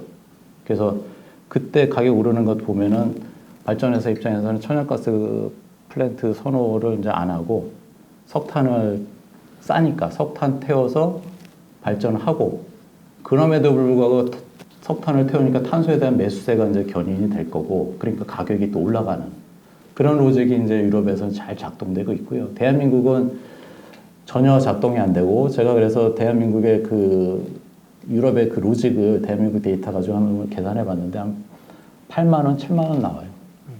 탄소 배출 이론 가격이 그렇게 되죠. 그래서 유럽 같은 경우에는 그 메커니즘 잘 돌아가가지고 탄소 가격 결정에서 석탄하고 가스 간의 효율 스위칭을 가지고 IB들이나 그 투자자들이 이제 페어밸류를 찾고선 과대평가인지 과소평가인지에 대한 그 매매 기준을 삼고 있는 게 현실입니다. 네, 추가 의견 있으실까요? 네, 황덕현 기자님. 네, 저도 개인적으로는 개인 참여가 좀 더 늘어날 수 있는 방안이 있으면 좋겠다고 생각을 하는 게 이게 물론 이제 뒤에도 말씀드리겠지만 이 개인들이 이제 개인들이 이런 시장이 있다는 걸 인지하는 것 자체만으로도 되게 중요성, 그러니까 우선 탄소 배출에 대한 중요성을 인지하는데 많은 영향을 줄 수 있을 것 같고 또 접근성을 늘림으로 인해 가지고 다양한 시장 참여자들이 늘어나면은 좋겠다는 생각입니다. 다만 여기서 증권시장하고 비교해서 말씀드리자면 뭐 IRP라든지 퇴직연금 같은 거 가입하려고 하면은 교육을 이수하는 것들이 있거든요. 그런 것처럼 이 시장에 대한 이해를 높이기 위한 교육 프로그램이라든지 하는 최소한의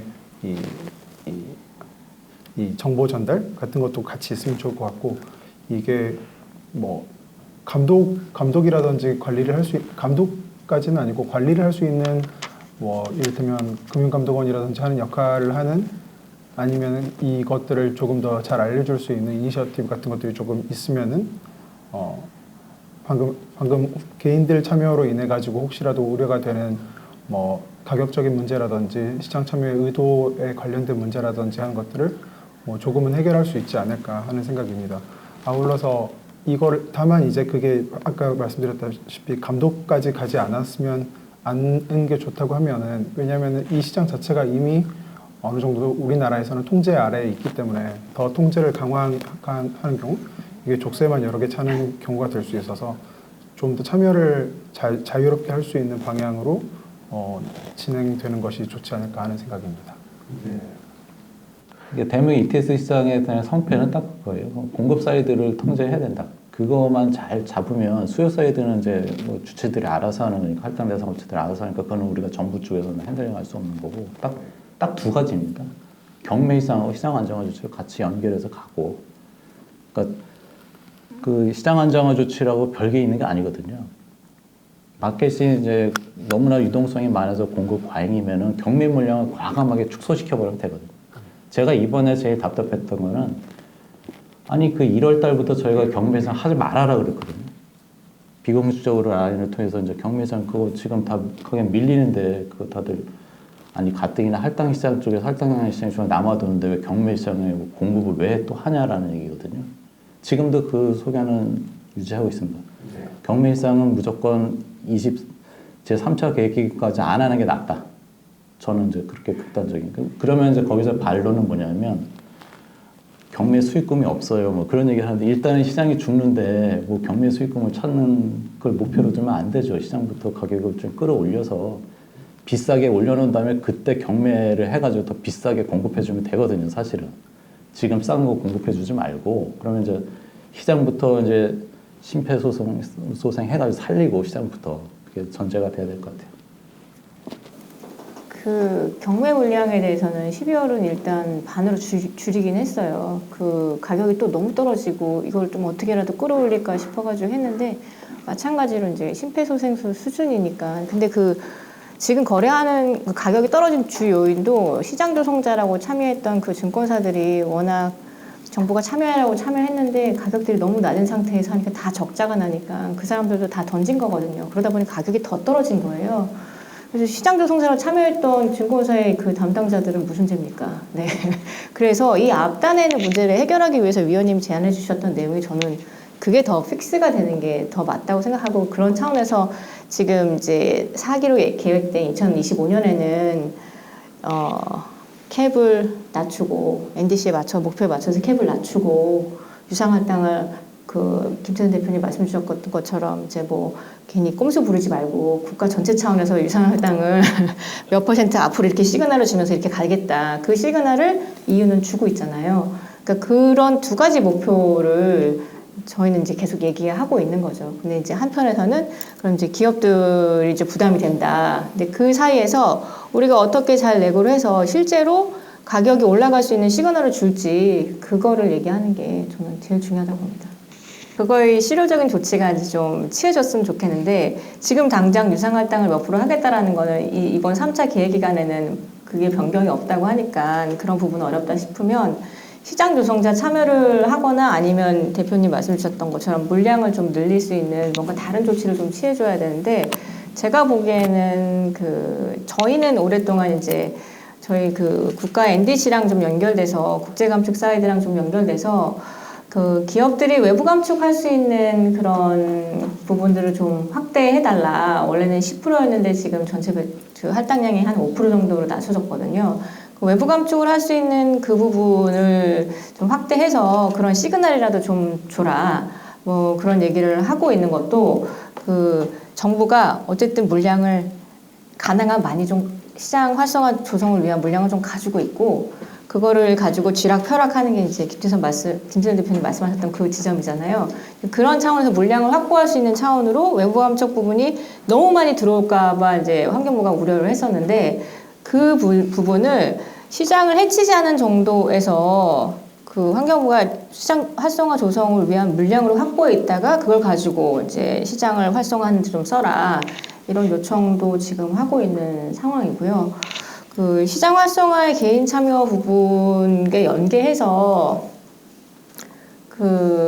기후총회에서 이제 글래스고에서 파리 협약 6조의 룰북이 만들어지면서 자발적 탄소 시장에 대한 얘기가 좀 많아지고 있어서 우리도 이제 한편에서 자발적 탄소 시장에 대한 그런 시장을 좀 세퍼레이트하게 구성해서 뭐 일본이나 싱가포르처럼 이게 자연스럽게 좀 연결돼서 시장 참여자 확대랑 좀 연결시킬 수 있는 방안으로 그걸 좀 고민해보면 어떨까라는 제안도 드리고 싶었습니다. 결국은 좀 이렇게 이 배출량을 앞으로 어떻게 줄여야 된다라는 부분을 배출과제도 허용 총량에 넣을 때 자연스럽게 이번에 이제 4기 제도를 마련할 때 수정된 NDC를 반영을 해서 조금 더 미래지향적인 배출량 총량이 되겠죠. 되어야 되겠고.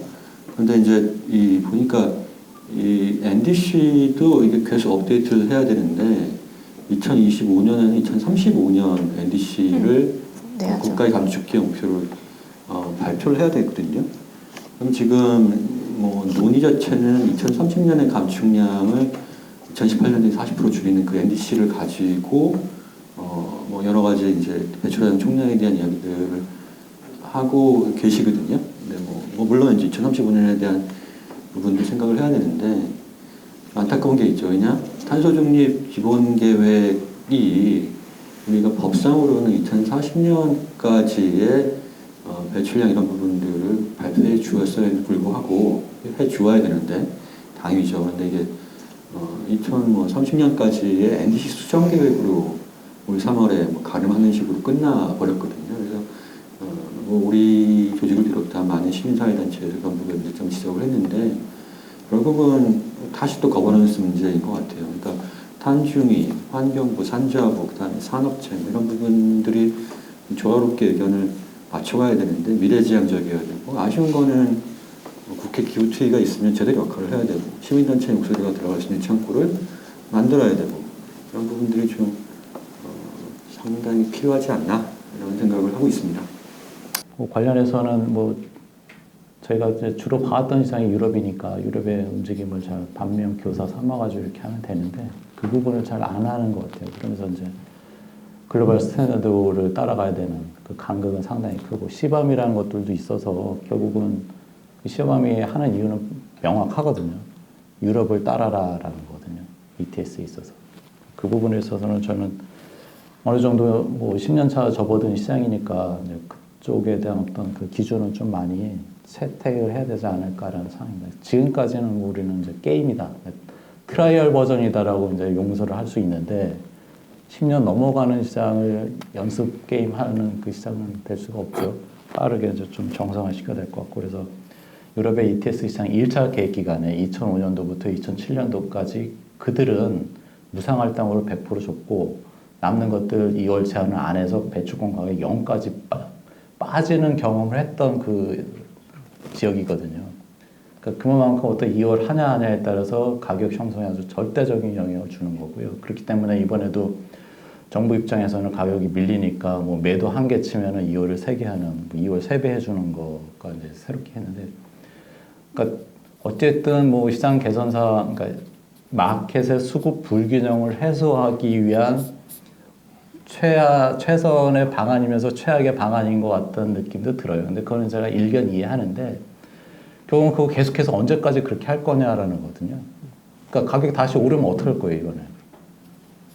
오를 때 또 강하게 했다가 내리면 또 완화했다가 계속 이럴 거냐라는 거거든요. 시바문 해야 되는데 그거 어떻게 할 거냐. 너무 궁금해요. 그래서 차세에 좀 강하게 뭔가를 만들어야 된다. 무상할당 받은 것도 그냥 하나 팔면 3개 2월아 이런 거 하지 말고, 그냥 무상할당 뭐 10개 받으면 무조건 뭐 수량으로 그냥 몇 개만 남기고 몇 개 무조건 팔아라. 이거 아주 강한 그 비율을 만들어가지고 좀 해야 되지 않을까. 뭐 99개는 팔고 1개는 넘겨라. 이렇게 좀 그런 물량에 대한 통제를 해야 될 것 같다는 생각이 들고, 뭐 계속해서 아까 저희 쪽에서 일관되게 얘기했지만 어떤 무상에 대해서는 점진적으로 2월 제한을 하지 말게끔 해야 되는 게 맞는 것 같아요. 이사회. 네, 일단 제가 알고 있기로도 2월 제한 같은 경우는 특정 기업이라든지 뭐 산업부문이라든지 하는 섹터 안에서 이거를 가격을 통제하거나 아니면 수량을 통제할 수 있는 이른바 그렇게 물량 뭐라고 하지? 물량을 쥐고 있다든지 아니면 한 번에 푼다든지 하는 것들을 막기 위해서 하는, 그렇게 처음에 제도를 설계했던 것으로 알고 있는데, 이게 저는 전반적으로 봤을 때 시장 활성화라는 측면이 가장 우선시 되어야 하지 않냐 하는 생각을 좀 가지고 있어요. 왜냐하면은 이 시장이 커져야 나중에 뭐 유무상 활동량의 수량이 제한되든지 조정되었을 경우에도 시장이 죽지 않고 계속 될 수 있다고 생각을 하기 때문인데, 제가 최근에 뭐 업무하고 별도로 뭐 학교를 다니고 있는데, 거기서 이제 하나 공부를 했던 것에 대해서 말씀드리자면, 유무상 할당량의 비중 조절에 대해서 이야기를 나누니까 한 업계 관계자께서 그러면 이제 사업을 줄이고 다른 사업을 하겠다 뭐 이런 식으로 말씀을 하시더라고요.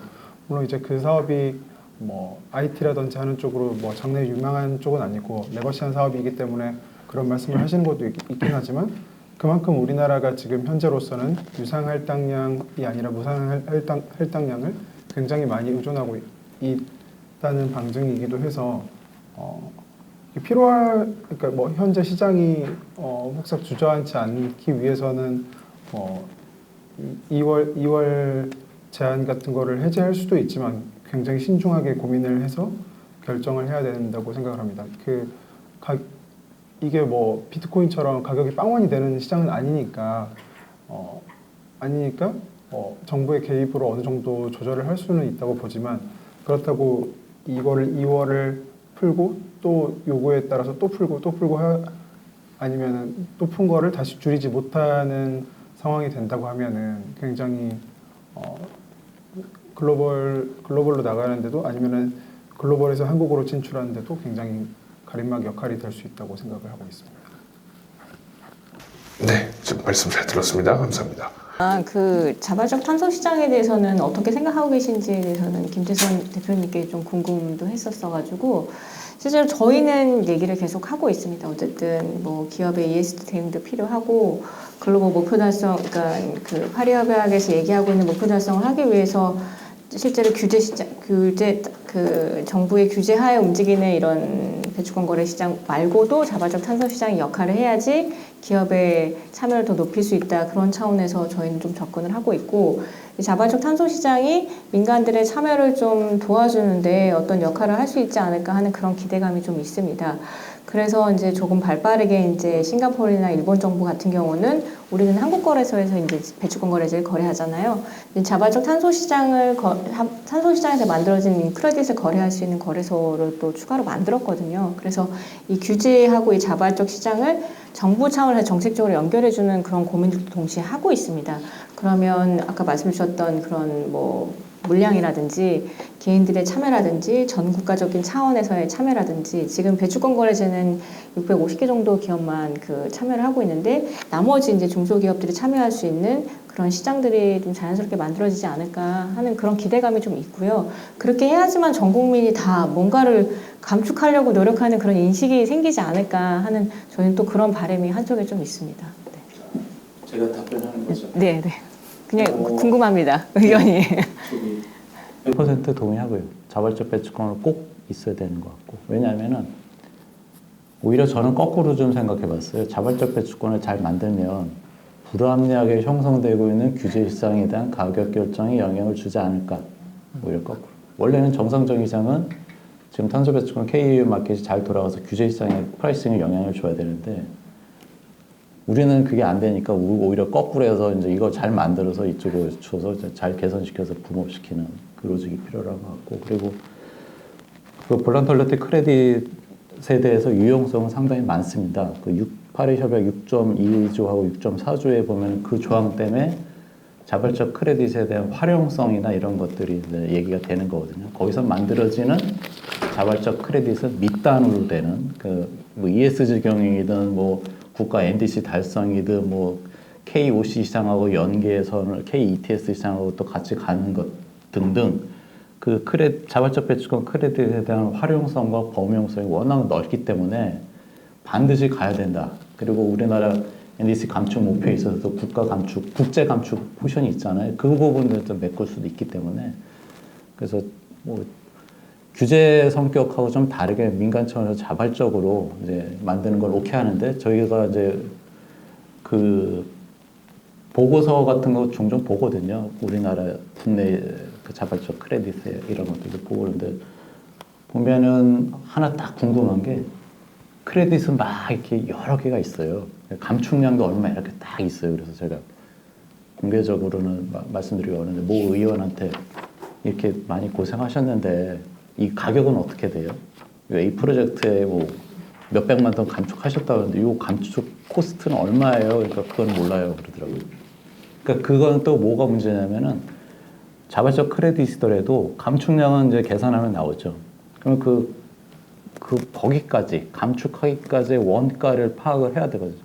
그래야지 내가 그 가격을 이제 가지고 알아야지 시장에다가 비싸게 팔아야지 나한테 수익이 발생하잖아요. 근데 그런 디테일에 대한 얘기들 그리고 그 프로젝트가 갖고 있는 고유의 재무적인 성격들 뭐 IRR이 얼마인지 뭐 페이백 피리어드가 얼마인지 뭐 비용 편익 레이쇼가 얼마인지 이런 디테일에 대한 내용들은 없는 것 같아서 그거는 조금 보강을 해야 되지 않을까 이상입니다. 네, 어느덧 마지막 질문입니다. 유럽연합 EU가 2026년부터 탄소 국경 조정 제도를 시행하고 탄소 국경세를 부과한다고 결정했습니다. EU는 탄소 국경 조정 제도를 본격화하기에 앞서 지난 10월부터 탄소 배출량 보고를 의무화했고요. 전환기 중 보고 규정을 이행하지 않은 기업은 배출량 1톤당 10에서 50유로의 벌금을 내야 합니다. 이와 관련하여 시행 대상이 되는 철강, 알루미늄, 시멘트, 비료, 전력, 수소 업종의 수출 중소기업들이 탄소 배출 자료조사 비용 부담 및 정보 부족 등으로 어려움을 겪고 있는 상황이고요. 특히 국내 철강업계는 탄소 배출이 많고 EU에 대한 수출 비중이 증가하고 있는 추세로 큰 타격을 받을 전망입니다. 업계에서도 탄소세 부과가 제품 가격 인상으로 이어지면 수출 경쟁력이 떨어질 수 있다고 예측을 하고 있습니다. 중소기업의 경우 대기업에 비해 상대적으로 탄소 국경 조정세 대응 역량이 떨어지기 때문에 중소기업에 대한 지원 방안이 필요할 것으로 보입니다. 이에 관련해서 국가적으로 제도적으로 효과적인 중소기업 지원 방안에 대해 의견을 들어보도록 하겠습니다. 예, 그 부분은 저희가 이거 좀 비슷한 업무를 하고 있어서 말씀드릴게요. 중소업체들에 대한 크레딧 지원 방안이라고 그럴까요?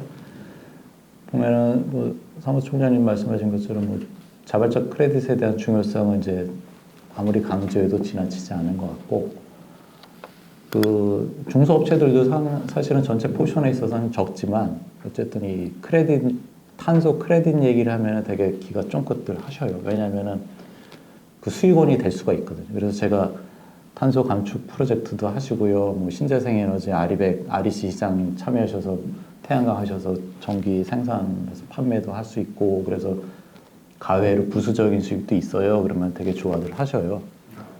그래서 그 중소업체들이 필요로 한 건 이제 다양하게 공급망 관점에서도 이제 대기업에 납품할 때 밑단에서 이제 해야 되는 것들도 있겠고, 그래서 보면은 탄소 시장에서의 어떤 결국은 중소기업에 대한 지원은 중소기업 부가 벤처부가 해야 될 것 같고, 그러면은 성격이 전혀 다르죠. 환경부는 이제 규제 베이스이고 중소기업 중기부는 이제 지원 부서이기 때문에 뭐 대출도 많이 해주고 그렇듯이 이제 크레딧 만드는 데 있어서 다양한 지원 정책을 마련해서 그 뭐 발급 크레딧 만드는 데 있어서 여러 가지 재정적인 거나 이런 것들을 지원해 주면은 중소업체들도 되게 좋아할 것 같다.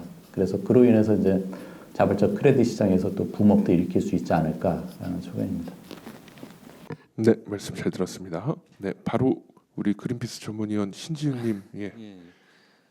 탄소흡형 조정제도 뭐 이제 CBAM 관련해 갖고는 오늘 뭐 발제하신 내용은 없었으니까 뭐 조금 뭐 다 아시는 내용이지만 한번 좀 되짚어 보면은 결국은 2025년까지는 전환기로 보고만 하지만 탄소 배출량을 2026년부터는 이제 6개 업종에 대해서 점진적으로 이 비율을 높여가면서 결국은 국내와 이제 유럽의 어떤 탄소에 대한 가격 차이를 마치 관세인 것처럼 이렇게 반영을 시키겠다는 거니까 결국은 한국의 탄소 배출권 가격이 낮아서 한국의 비용 부담이 적었다 하더라도 그대로 그 상태에서 수출되는 물량 같은 경우는 유럽에 세금을 내는 그런 꼴이 되는 거니까 그럴 거면은 이제 한국에 세금을 내는 게 맞는 거 아니냐 이런 논의도 있는 거고요.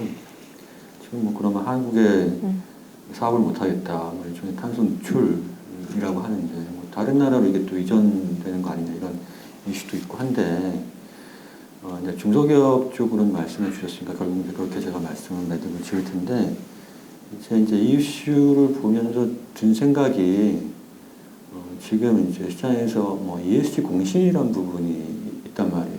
측정부터 시작을 해가 나가는 건데 ESG 공시라는 부분도 궁극적으로 이제 기후공시가 제일 중요한 거고 기후공시를 도입하는 이유가 결국 기업들이 온실가스 배출량을 대한 장기 목표를 세우고 그걸 어떻게 이행하고 있는지에 대해서 공정하게 밝히고 관련된 재무적 영향을 정확하게 반영하라는 측면이거든요.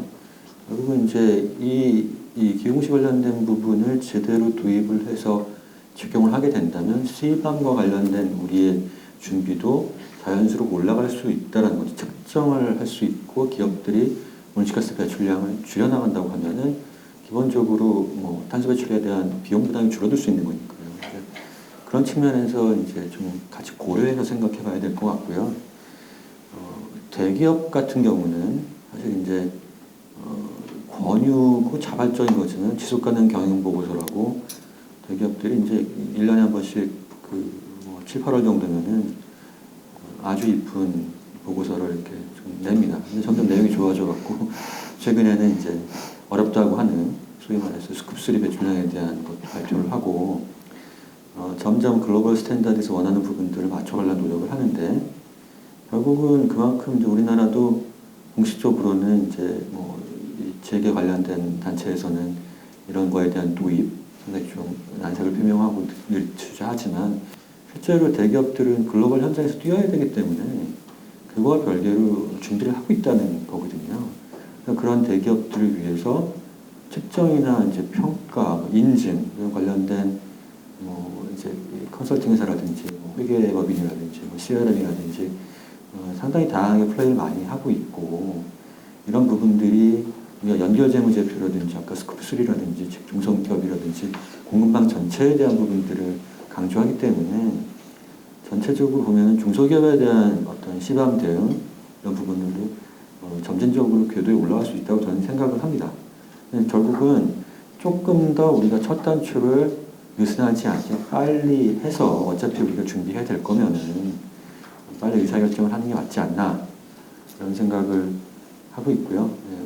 이 부분에 대해서는 그렇게 부정적으로 보이진 않고 다만 이 부분도 아까 말씀드린 배철호 총량과 이상할당과 관련된 쪽에 다 연결되어 있는 문제다라고 생각하고 있습니다. 위원님 뭐 의견에 동의하니까 덧붙여서 네.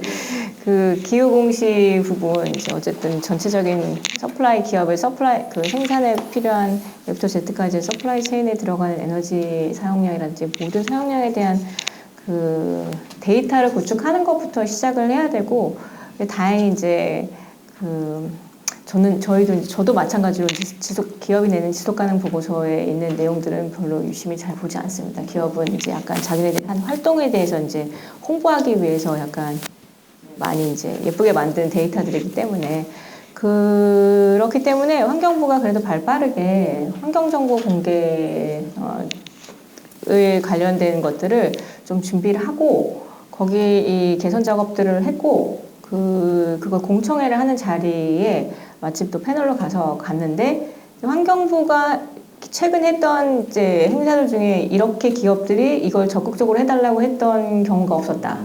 그 정도로 왜냐하면 대기업들 입장에서는 환경부가 이렇게 뭔가를 환경정보 공개에 대한 거 우리가 어떻게 시행하겠다라고 하면 대기업 내에서도 그걸 할 만한 사람을 뽑을 수 있고 그걸 할 만한 예산을 투입할 수 있고 그걸 하기 위해서 이제 자기네 서플라이 체인도 챙겨야 되는데 그걸 요구할 수 있는 명분이 생기는 거거든요.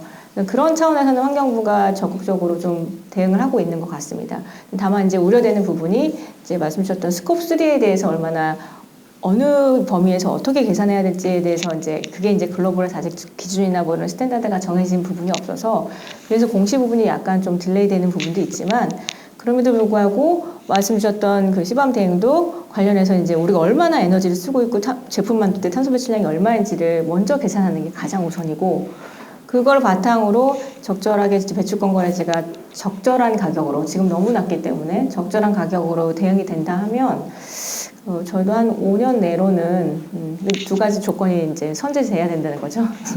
그 데이터를 확보할 수 있는 그런 능력 배양이 되고 동시에 한국의 배출권 거래 시장에 탄소 가격이 적절하게 반영이 된다면 그렇다 하면 시범 대응에는 전혀 문제는 없을 거라 그렇게 생각을 하고 있습니다. 네. 이어서 간단하게 말씀드리자면 저 일단은 그 시범 대응에 대해서 어떤 표현이 좋을까 생각을 항상 하고 있는데 아까 말씀하셨던 것처럼 EU에 세금을 내라는 거라는 표현처럼 좀 적절한 표현이 오랜만에 생각이 났던 것 같고 제가 직전에 중소벤처기업부도 같이 출입을 했었는데 지금 생각해 보니까 그 업체당 3억 원씩 지원해준다 뭐 이런 식으로 언론 보도도 나고 했었는데 사실은 그분들한테 그러니까 중소기업들한테 이야기를 들어보면은 돈을 지원해주는 것도 중요하고 헬프데스크 만들어서 뭐 간헐적으로 뭐 물어보면은 대답해주는 거는 좋은데 사실은 그것보다는 좀 더 가이드라인을 명확하게 만들어서 만드는데 그치지 않고 조금 잘 설명을 해주는 시스템을 만들어야 된다고 생각을 하거든요. 왜냐하면은 이게 단순히 돈을 지원해주거나 아니면 금융적 지원을 아니면 세금 지원을 해준다고 했을 경우에는 이게 시범을 대응한다든지 아니면 탄소 중립에 대응하는 것에 있어서 정부가 되게 보수적으로 나오자고 하면은 정부가 어떻게 하자고 할 때까지는 본인들이 직접 대응을 하지 않고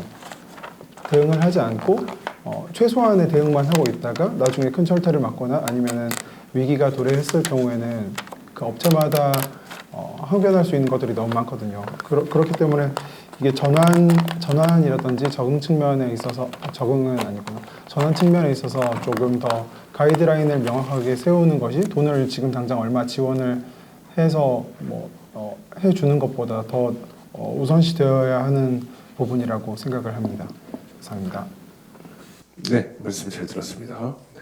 토론위원분들의 의견 잘 들었습니다. 탄소 배출권 거래 시장에 대한 질문과 그에 대한 토론위원분들의 다양한 관점, 개선 방안에 대해 이야기를 나누어 보았습니다.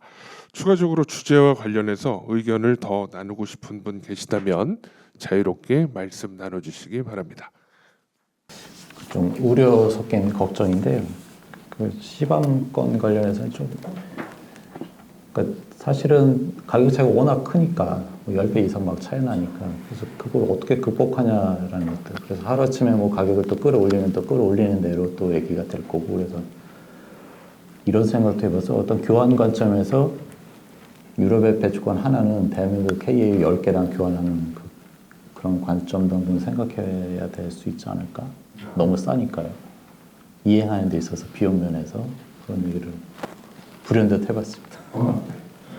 하나 더 말씀드리면은 그 보니까 탄소 가격에 대해서 이제 뭐 미래에 얼마가 돼야 되느냐에 대한 이제 뭐 이론적 논의들이 많잖아요. 정치적인 색깔에 따라가도 되게 다르죠.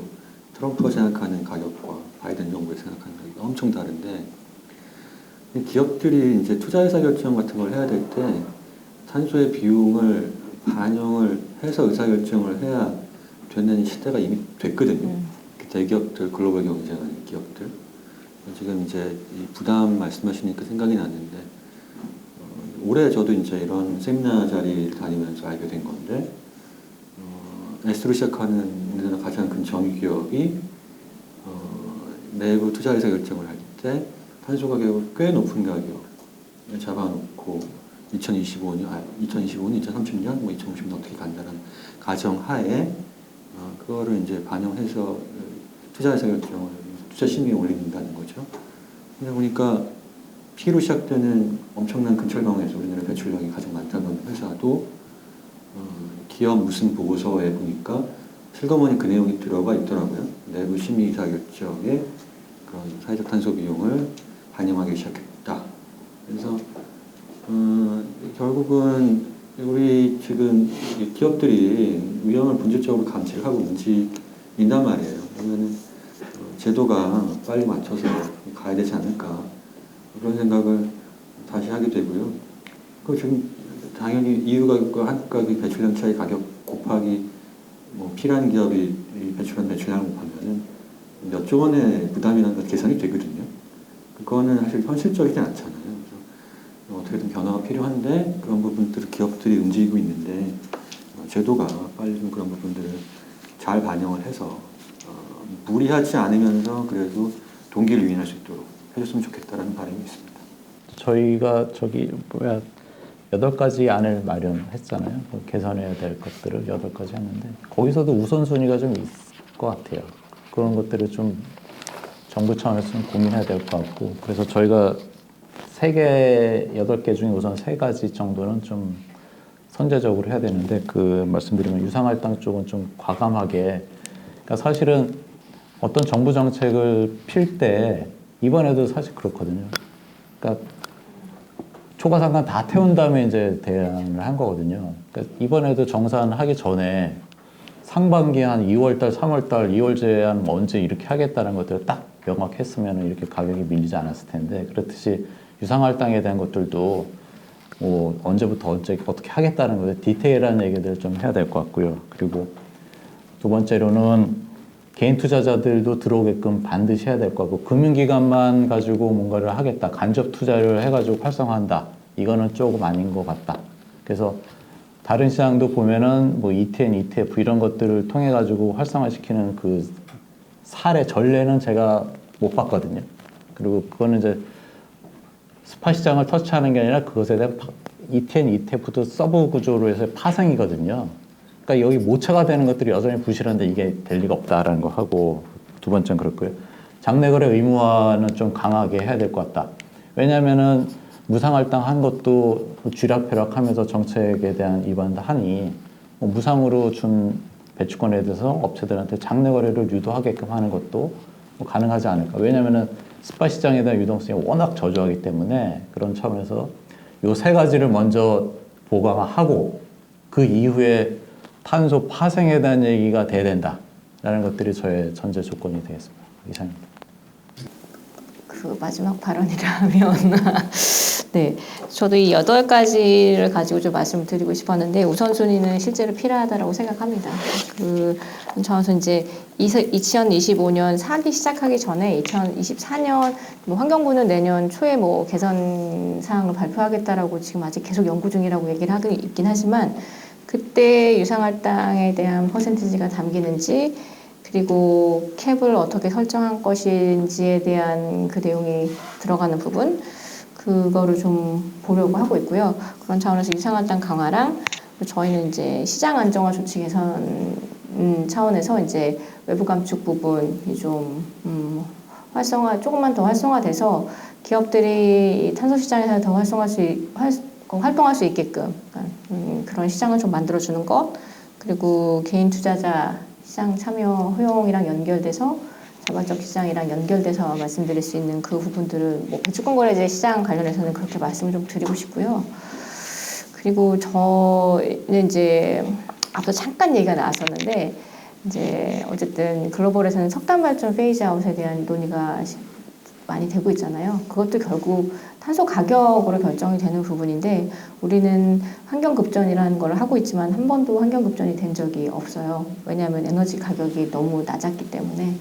그래서 전반적으로 에너지 요금에 대한 부분이 일정 부분 정상화돼야지만 이 탄소 배출권 시장도 저희는 같이 자리 잡을 수 있을 거라고 보고 있고요. 이 에너지 요금 부분에 대한 부분이 이제 배출권 거래제가 워낙 정치적으로 움직이는 것처럼 에너지 요금 역시 정치적으로 움직이는 부분이기 때문에 이 부분도 이제 같이 가야 된다. 그래야지 전 국민이 다 이 탄소 중립 대응에 대해서 이제 생각을 해볼 수 있다. 요금이 높아야지만 에너지 절약도 같이 이루어질 수 있거든요. 그런 부분들을 이제 같이 보고 있습니다. 다 연결된 부분이라고 생각을 하고 있고 그렇게 돼야지만 저희가 전력 부분의 이제 에너지 전환도 자연스럽게 일어나지 않을까 그렇게 생각을 하고 있습니다. 네, 말씀 잘 들었습니다. 네, 이제 마무리를 하려고 합니다. 이렇게 친환경 규제와 자본시장, 탄소 배출권, 거래시장 정상화 대책에 대해 많은 이야기를 나눠보았습니다. 추가 발언 사항 없으시면 여기서 본 토론을 마무리해 보도록 하겠습니다.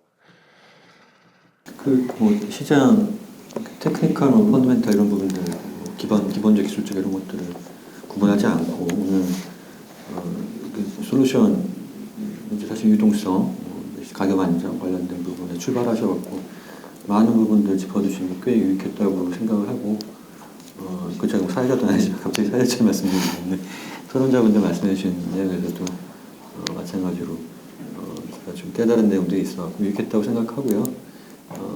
이제 항상 좀 미래지향적으로 그다음에 이제 원래 올해까지 배출권 제도 개선을 확정시켰다고 그러다가 이제 내년으로 넘어갔는데 내년에 어쨌든 이 유튜브를 보고 계시는지 모르겠지만 어쨌든 이런 의견들을 좀 담아서 좀 의사결정 이런 부분들이 잘 됐으면 좋겠다라는 바람을 또 해봅니다. 올해 3월이 저한테는 되게 충격적이었는데 IPCC 보고서가 3월에 나왔는데 그 다음날 세상이 하나도 바뀌지 않는 것을 보고 깜짝 놀랐습니다. 그리고 사실 그리고 나서 탄소중립 기본계획이 나왔는데 그때도 이렇게 별일 없이 이렇게 통과되는 것을 보고 많은 사람들이 놀랐습니다. 이게 사실은 자신의 그것에 무관심한 것들이 나중에 어떻게 돌아올지에 대해서 너무 가깝지 않고 나와는 조금 먼 일이라고 생각하는 경향들이 조금 있었기 때문이라고 생각을 하는데요.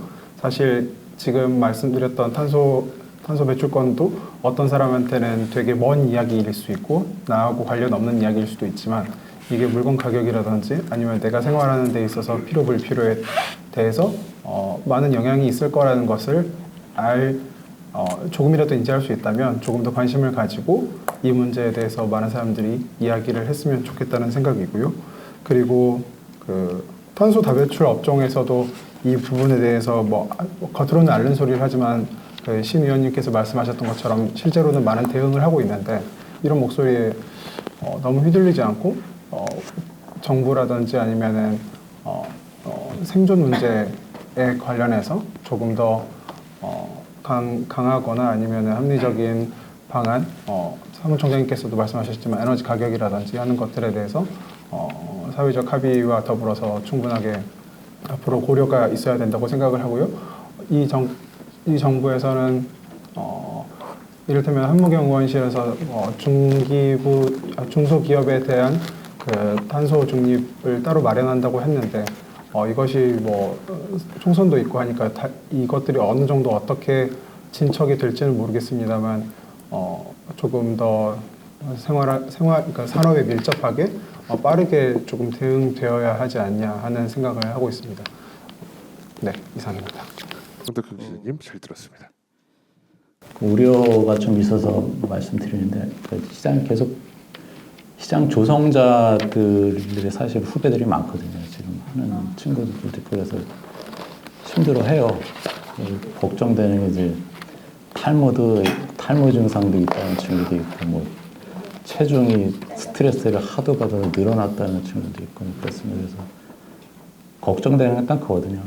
코로나 이후에 산업 부분에 대한 매도 물량들이 시장 조성자들이 엄청 많이 샀거든요. 그 물량을 소진해 주면서 여기까지 온 거거든요. 그러니까 가격을 끌어올리지 못한 이유는 시장 조성자들도 사실은 수익을 어느 정도 목표를 하겠죠. 근데 구조적으로 그렇게 큰 수익을 볼 수 있는 그 조건은 아닌 것 같아요. 제가 내용을 좀 파악했더니 걱정되는 거는 일단은 지금 뭐 25년도까지는 잉여에 대한 것들이 회자가 많이 되니 그 물량을 다 누가 사줄 것이냐 본질에 대한 고민을 해야 될 것 같고 그것에 대한 정부의 스탠스는 아마도 시장 조성자들이 사줄 것이다 라는 얘기를 하죠. 기대를 하는 거죠. 그러면 시장 조성자들은 손실이 제가 계산해 봤는데 2자릿수예요. 마이너스. 제가 계산하다가 말았어요. 지금 더 빠졌거든요. 제가 올 초부터 계산해 가지고 했을 때도 2자리 손실에서 지금 더 빠졌으니 한 2배 더 늘어났을 것 같아요. 그런 상태에서 시장 조성자들한테 계속해서 사달라라고 하기가 과연 될까요? 라는 퀘스천. 만약에 그들이 더 안 사주면 누가 사주죠? 잉여 물량은. 그게 진짜 본질적인 고민이 돼야 돼요. 그럼 시장 조성자 계속 뽑아요? 어떻게 해야 될지에 대한 것들도 한번 고민해야 될 것 같다라는 생각이 들고 그래서 혹자는 또 이런 친구들도 있어요. 그 2월 제한 조치 해가지고 가격이 오르면은 또 이제 오른다고 또 걱정할 거잖아요, 사실은. 분명히 또 그럴 거란 말이에요. 그러면 시장 조성자들이 손실난 거 어느 정도 회복하려면 이제 손절 물량 또 나올 수도 있잖아요. 그럼 매도가 또 강해질 거고. 그럼 가격 언제 오르죠? 종합적으로 2월 하는 것도 다 좋은데 시장 조성자 플레이어들이 어떤 생각을 갖고 있는지 그들은 지금 이 시장을 통해서 어느 정도 재무적인 타격을 입고 있는지 그들이 실질적으로 시장에서 매수를 안 하게 되면 어떤 일이 어떻게 벌어질지에 대한 아주 안 좋은 시나리오도 한번 고민해야 되지 않을까라는 생각입니다. 이상입니다. 지금까지 친환경 규제와 자본시장, 탄소 배출권 거래시장 정상화 대책을 주제로 긴 시간 동안 2023 서울금융혁신 토론회를 함께했습니다.